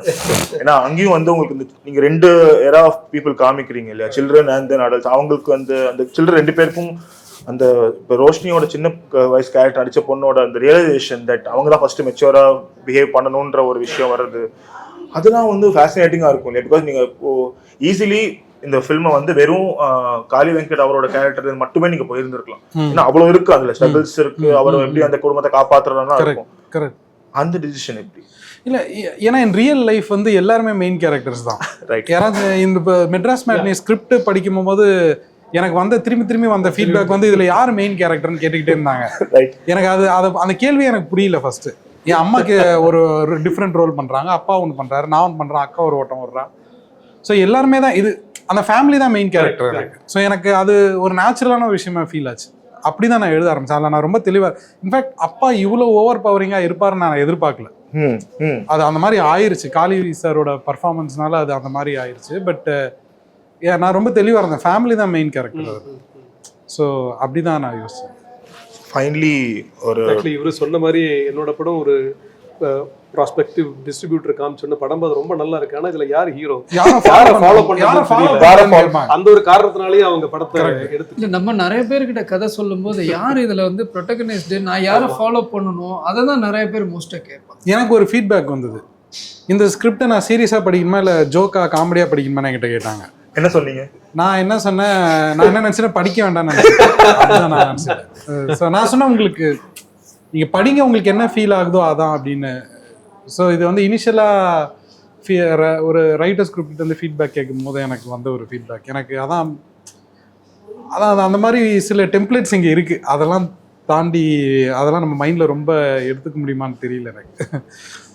ஸோ த ஃபைனலாக லாஸ்ட் டேக்அவே மாதிரி ஒன்று, இப்போது தமிழ் சினிமா அப்படின்ற ஒரு எல்லாம் அங்கே தான் ப்ளே ஆகிட்டு இருக்கோம், இங்கே தான் இருக்கோன்றதுக்காக கேள்வி, எந்த விஷயத்தை வந்து தமிழ் சினிமா ஓவராக தூக்கி வச்சு கொண்டாடுதுன்னு ஒன்று, எது வந்து அவங்க இன்னும் கொஞ்சம் காமிக்கலாம், எனக்கு ரொம்ப அவங்க வந்து ரொம்ப கீழே யோசிச்சுட்டு இருக்காங்க, இல்லைன்னா ரொம்ப அண்டர் ரிவார்ட் பண்ணுறாங்க, அதை இன்னும் கொஞ்சம் ப்ராமினன்ஸ் தமிழ் சினிமாவாக கொடுக்கலான்னு நினைக்கிற 2 விஷயத்தோட வில் ஃபினிஷ். உண்மை அப்படின்னு ஒரு விஷயம் இருக்கு, ரியாலிட்டி, கிரவுண்ட். இப்போ சார் சொன்ன மாதிரி மண் சார்ந்த கதைகள், இங்க மக்கள் எப்படி பேசிப்பாங்க, எப்படி நடந்துப்பாங்க, எப்படி லவ் பண்ணுவாங்க, இது உண்மை. அதை சார்ந்த படங்கள் வரணும். அட்லீஸ்ட் கொஞ்சம் போல்டான கருத்துக்களை நம்ம பேசணும், நம்ம பயப்படக்கூடாது இல்லையா? ஆல்வேஸ் பாலிஷ் பண்ணிட்டு ரியல் வாழ்க்கைக்கு அப்பாற்பட்ட ஸ்டார் டெம்ப்ளேட்ஸில் தான் படம் எடுத்துகிட்டு இருக்கோம், அதை பார்த்து தான் டான்ஸ் ஆடிட்டு இருக்கோம். அந்த பாட்டுக்கு தான் நம்ம பசங்க ஸ்கூலில் டான்ஸ் ஆடிட்டு இருக்காங்க. அதோட வரிகள் அர்த்தங்கள் கூட நம்ம என்னன்னு கேட்டால் it doesn't suit them. Correct. But அது டெம்ப்ளேட்டாக வந்து அதை மார்க்கெட் பண்ணி நம்ம ஒரு பிளேட்டில் கொண்டு வச்சிருக்கோம். That I think should change. கிரவுண்டடான ஸ்டோரிஸ் வரணும் அண்ட் கிரவுண்டடான கதைகள் வரணும். நம்மளோட விஷயங்கள், that is love and affection and caste and இந்த விஷயங்கள் இதில் உண்மை இருக்கு. அந்த உண்மையை வந்து நம்ம வந்து மறைக்காம சொல்லணும், அதுக்கு தான் ஆர்ட். நீ மறைச்சிட்டு ஒன்று சொல்றேன்னா எதுக்கு ஆர்ட்? சொல்லாமே போகலாமே, சும்மா இருக்கலாமே வீட்டில். So when you make a movie, when you write something, I would like be at least honest to that. Sorry for my language, நான் எமோஷனல் ஆகிட்டேன், அதை கட் பண்ணுங்கப்பா, மியூட் பண்ணுறேங்க. Be honest to what you write. அதில் don't be fake. Don't think இந்த இடத்துல எனக்கு audience கை தட்டும் அதனால நான் இதை வச்சுக்க மாட்டேன், இது ஆடியன்ஸ் இங்கே பிடிக்காது, இது ஒர்க் அவுட் ஆகாது. No, definitely not. If you are really truthful and உண்மையாக அதை எழுதுனா அது டெஃபினட்டாக எல்லாருக்கும் ஒர்க் ஆகும். இப்போ ஹிட் ஆகுமா ஆகாதுன்னு எனக்கு தெரியாது, பட் அது காலத்தை தாண்டி நிற்கும். அது வந்து எங்கேயோ ஒரு இடத்துல அதோட ஒரு பாதிப்பு ஒரு மனுஷோட மனசில் நடக்கும். அண்ட் ஆர்ட்டோட பர்பஸ் அதுதான் நினைக்கிறேன். அந்த ஸ்பேஸ் டெஃபினட்டாக தமிழ் சினிமாவில் ரொம்ப ரொம்ப ரொம்ப ரொம்ப கம்மியாக தான் இருக்குது அப்படின்னு என்னோட கருத்து. உண்மை சொல்ல முடியாத ஒரு சிச்சுவேஷன். கல்ச்சரலி நம்ம வந்து ரொம்ப பயந்து போயிருக்கோமா என்னன்னு தெரியல. அது சினிமாவில் சொன்ன உடனே மட்டும் ஐயோ அதை சொல்லிட்டோம் இதை சொல்லிட்டோம், இது எப்படி இல்லை அப்படி இல்லைன்னு. இப்போ என்னோட படத்துக்கு ட்ரோல்லாம் நீங்கள் பார்த்தீங்கன்னா ரொம்ப ரொம்ப கேவலமாக இது பண்ணியிருப்பாங்க. நான் ஃபர்ஸ்ட் தியேட்டரில் ஷோ பார்க்கும்போது ஒருத்தர் அப்படியே துப்பிட்டு போனார், ஃபேஸில் துப்பில் இதெல்லாம் ஒரு படமா கரும் அப்படின்னு போனார். அஃப்கோர்ஸ் அது பிரச்சனை இல்லை. ஏன் அவர் அப்படி சொல்கிறாருன்னா, நம்ம இந்த மாதிரி படங்கள் நிறைய எடுக்கலன்றதுனால தான். I don't blame him, I blame our self, film makers and creators and industry as a whole. எல்லாரும் சொன்னது தான். ஒன்று, நமக்கு இருக்க ஹிஸ்ட்ரி வந்து ரொம்ப ரிச்சான ஹிஸ்ட்ரி, 2000-3000 வருஷம் ஹிஸ்ட்ரி. ஸோ ஹாலிவுட் மாதிரி நம்ம ஃபியூச்சரில் போய் என்ன நடக்கும் அந்த கஷ்டமே பட தேவையில்ல. நீங்கள் பின்னாடி பார்த்தாலே போதும், அவ்வளோ இருக்குது. நீங்கள் எதுவும் நீங்கள் நான் சொல்லிட்டு நம்ம 300 படம் வந்து நிறைய இன்டர்வியூவில் நான் சொல்லியிருக்கேன். 300 மாதிரி படம் நம்ம எடுத்துருக்கணும். ஃபஸ்ட்டு புறநானூறு போயம்ஸ்லாம் படித்து பாருங்களேன், அவ்வளோ இன்டென்ஸாக இருக்கும். So we have so much. சொன்ன மாதிரி யாருமே அதை வெளில எடுக்கல. And that is because writers இல்லை நம்மக்கிட்ட. நம்ம ஒரு ரைட்டர் ஃபர்ஸ்ட். இப்போது ஸ்க்ரீன் ரைட்டிங் ஒரு ஃபிலிம் மேக்கிங் ப்ராசஸில் பொதுவாக ஹாலிவுட்டில் என்ன பண்ணுவாங்கன்னா, ஒரு ரைட்டர்ஸ் குரூப்பே வச்சுருப்பாங்க. அவங்க ஃபஸ்ட்டு புக்குக்கு ரைட்ஸ் வாங்கிடுவாங்க producers. Then the book gets adapted into a screenplay. அது ஒரு தனி ஃபேஸ். அப்புறமா போய் டேரக்டர் தேடுவாங்க. நம்ம என்ன ஆயிருது, டேரக்டருக்கு வந்து யாராச்சும் ஒரு ப்ரொடியூசர் பிடிச்சிட்டாங்கன்னா அவங்க அவசரமாக அவங்க எழுத ட்ரை பண்ணுறாங்க. Definitely we need writers. இது ஒன்று. அதே மாதிரி சார் சொன்ன மாதிரி வி நீட் நம்மளோட கல்ச்சர், நம்மளோட உண்மையை நம்ம பேசி ஆகணும். அது ரொம்ப முக்கியம். We need braver film makers.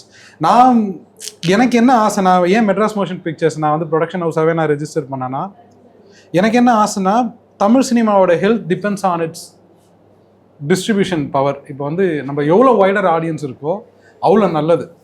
அப்போ தான் நம்மளால் ஒரு ரேஞ்ச் ஆஃப் படத்தை தர முடியும். இல்லை நம்ம வந்து ஒரு சின்ன குட்டையில் மாட்டிக்கிட்டோன்னா ரொம்ப டெம்ப்ளேட் ஆயிரும். ஒரு விதமான படங்கள் தான் எடுக்க முடியும். இவங்களை போட்டால் தான் நடக்கும், இல்லை நடக்காது, அந்த மாதிரி வந்துடும். So we need to expand நம்ம மார்க்கெட்டை, நம்ம எக்ஸ்பேண்ட் பண்ணி ஆகணும். And for that we need long term investors. இப்போது காளி வெங்கட் மாதிரி என்னை பொறுத்த வரைக்கும் அவர் 2025 ஒன் ஆஃப் த பேங்கபிள் ஆக்டர்ஸாக நான் நினைக்கிறேன், commercial as well. But it took many years to create that. 2025 பாருங்க, அவரோட படம் பாருங்க. I mean Madras matinee was there, housemates to name another one. It took இந்த படத்தை ப்ரொடியூஸ் பண்ணவங்களோட money to create the trajectory அவருக்கு. Plus I mean of course 99% comes from his effort. But someone was willing to invest in it. Someone was willing to take that bet. So we need, இது வந்து ஒரு படம் நான் பைசா போட்டேன், எனக்கு அந்த படத்தில் பைசா வரணும்னு பார்க்கறதை தாண்டி, I think it is a cinema, what I am realizing now is a long term game. It probably ஒரு 5 years 10 yearsக்கான ரோட் மேப்பாக தான் பார்க்கணும். Those who can afford it. I'm just saying, யாராலலாம் இதை அஃபோர்ட் பண்ண முடியும். இப்போ என்னால் ஒரு படம் அஃபோர்ட் பண்ண முடியும், ப்ராப்ளி இன்னும் ஒன்று அஃபோர்ட் பண்ண முடியும்.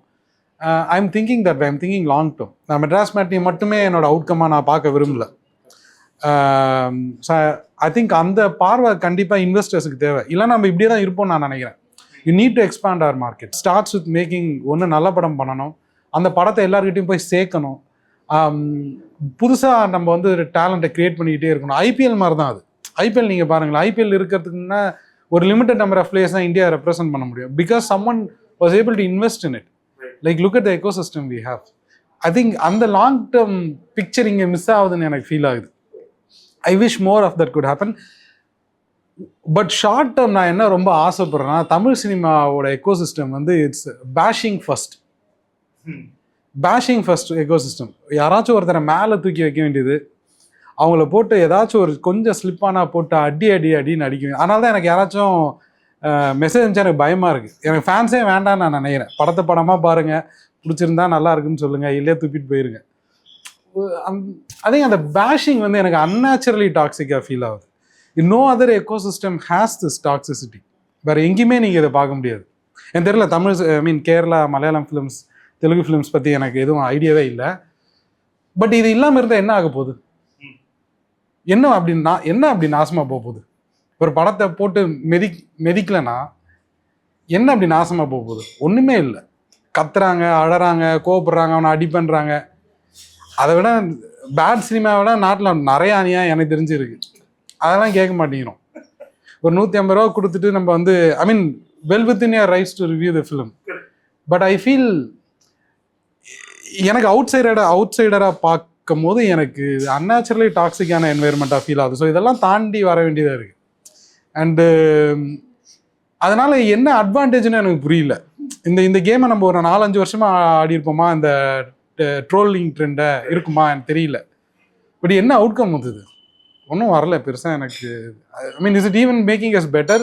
ஐ mean PS Vinoth Raja bash பண்ணி நம்ம என்ன சாதிச்சோம்? கொட்டுக்காளி டைரக்டரை பேஷ் பண்ணி ஏன் இந்த படம் எடுத்தீங்கன்னு கேட்குறாங்க. பட் யாரோ ஒருத்தர் உங்களை இன்டர்நேஷ்னல் ஸ்டேஜில் போய் ரெப்ரசென்ட் பண்ணுறாங்க. இங்கே ஓடலை படம், அவர் அதுக்காக ஒன்றும் பெருசாக உங்களை யாரையும் திட்டல, வருத்தப்படல. பட் அந்த படம் உங்களை ஏதோ ஒரு இன்டர்நேஷ்னல் ஸ்டேஜுக்கு கூட்டு போதில். எல்லாரும் ஒரே விஷயத்த பண்ண முடியாது. இங்கே என்டர்டெயின்மெண்ட் ஃபிலிம்ஸ் தேவை, உங்களை இன்டர்நேஷ்னல் ஸ்டேஜுக்கு எடுத்துகிட்டு போகிற ஒரு ஆள் தேவை. விஜய் சேதுபதி சார் மாதிரி ஆள் தேவை, ஓரளவு பேன் இண்டியன் ஃபேஸஸ் தேவை, விஜய் சார் மாதிரி தேவை, உங்களுக்கு எல்லாமே தேவை. ஸோ இது வந்து ரொம்ப ஒன் டைமென்ஷனலாக அப்ரோச் பண்ணுறாங்க நான் ஃபீல் ஆகுது. I think as an ecosystem we have so much to change. எனக்கு அது ஃபீல் ஆகுது. அதனால் இப்படி இருந்து என்ன பிரயோஜனம்னு எனக்கு தெரியல. இல்லை, இது ரொம்ப ரொம்ப ரொம்ப ரொம்ப ரொம்ப முக்கியமானது. கிரிட்டிசிசம்ன்ற பேரில் இண்டிவிஜுவலை டார்கெட் பண்ணுறது, அவங்கள லிட்டலாக ஹராஸ் பண்ணுறது, புள்ளி பண்ணுற மாதிரியான விஷயந்தான் நடக்குது இல்லையா? அது நமக்கு இப்போ இதெல்லாம் சொல்லுவாங்க, ஃப்ரெஞ்ச் நியூ வேவோட எவல்யூஷனே வந்து இந்த த்ரூஃபா மாதிரி கோடாட் மாதிரியான கிரிட்டிக்ஸு அவங்க எழுதுனது அதை படித்து நிறைய ஃபில்ம் மேக்கர்ஸ் வந்தாங்கன்னு சொல்லுவாங்க. அதே மாதிரி அவங்களுமே ஒரு எக்ஸ்ட்ராடினரி ஃபிலிம்ஸ் எல்லாம் வந்து பண்ணாங்க. இப்போ அது ஒரு தனி ஏரியா இல்லை. கிரிட்டிசிசம் வந்து ஒரு மீனிங்ஃபுல்லாக ஒரு ஃபில்ம் மேக்கரை லிஃப்ட் பண்ணி விடுற மாதிரி இந்த படம் இது சூப்பராக இருந்தது, இந்த இடத்த இன்னும் இந்த ஆஸ்பெக்டில் எப்படி கவனிச்சிருக்கணும், ஒர்க் பண்ணியிருக்கணும்னு சொல்கிற கன்ஸ்ட்ரக்டிவ் கிரிட்டிசிசம் இருக்குன்னா அது ஃபில்ம் மேக்கருமே க்ரோ ஆகுறதுக்கான ஒரு ஆப்பர்ச்சுனிட்டியாக இருக்கும். ஐ திங்க் அது எல்லாருக்கும் ஒரு ஓப்பன் திங் தான். நீங்கள் சொன்ன இந்த பேஷிங் காரணமே வந்து இந்த எக்கோசிஸ்டம் தான். அதாவது நீங்கள் சொன்ன அந்த ரிவர்ஸில் நான் கேட்குறேன், ஒரு படம் வரும்போது அதை வந்து அவ்வளோ கொண்டாடி பால்லாம் ஊற்றி என்னமோ உயிரே கொடுக்குற மாதிரி பண்ண வேண்டிய அவசியமே கிடையாது.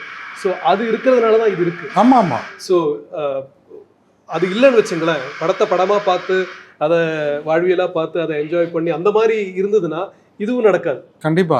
இந்த எக்ஸ்ட்ரீம்ல இருக்கிற இந்த எக்கோசிஸ்டம் தான் இந்த எக்கோசிஸ்டமை கிரியேட் பண்ணிருக்கு. ஆமா, for the record I am not, எனக்கு அது நல்லதுன்னு ஃபீல் ஆனதே கிடையாது. 100% இல்லை. அதாவது நான் நானும் பண்ண தப்பு தான். டெண்டுல்கர் ஆடும்போது அவரை தவிர யாருமே கண்ணுக்கு தெரிய மாட்டாங்க. கம்பீர் உயிரை கொடுத்து ஆடி இருப்பாரு, தோனி ஆடி இருப்பாரு. பட் டெண்டுல்கர் 100 அடிகள்னா நான்லாம் அந்த மாதிரி கேஸ் தான். அதெல்லாம் ஆமா, அது இட்ஸ் நாட் வெரி ஹெல்த்தி.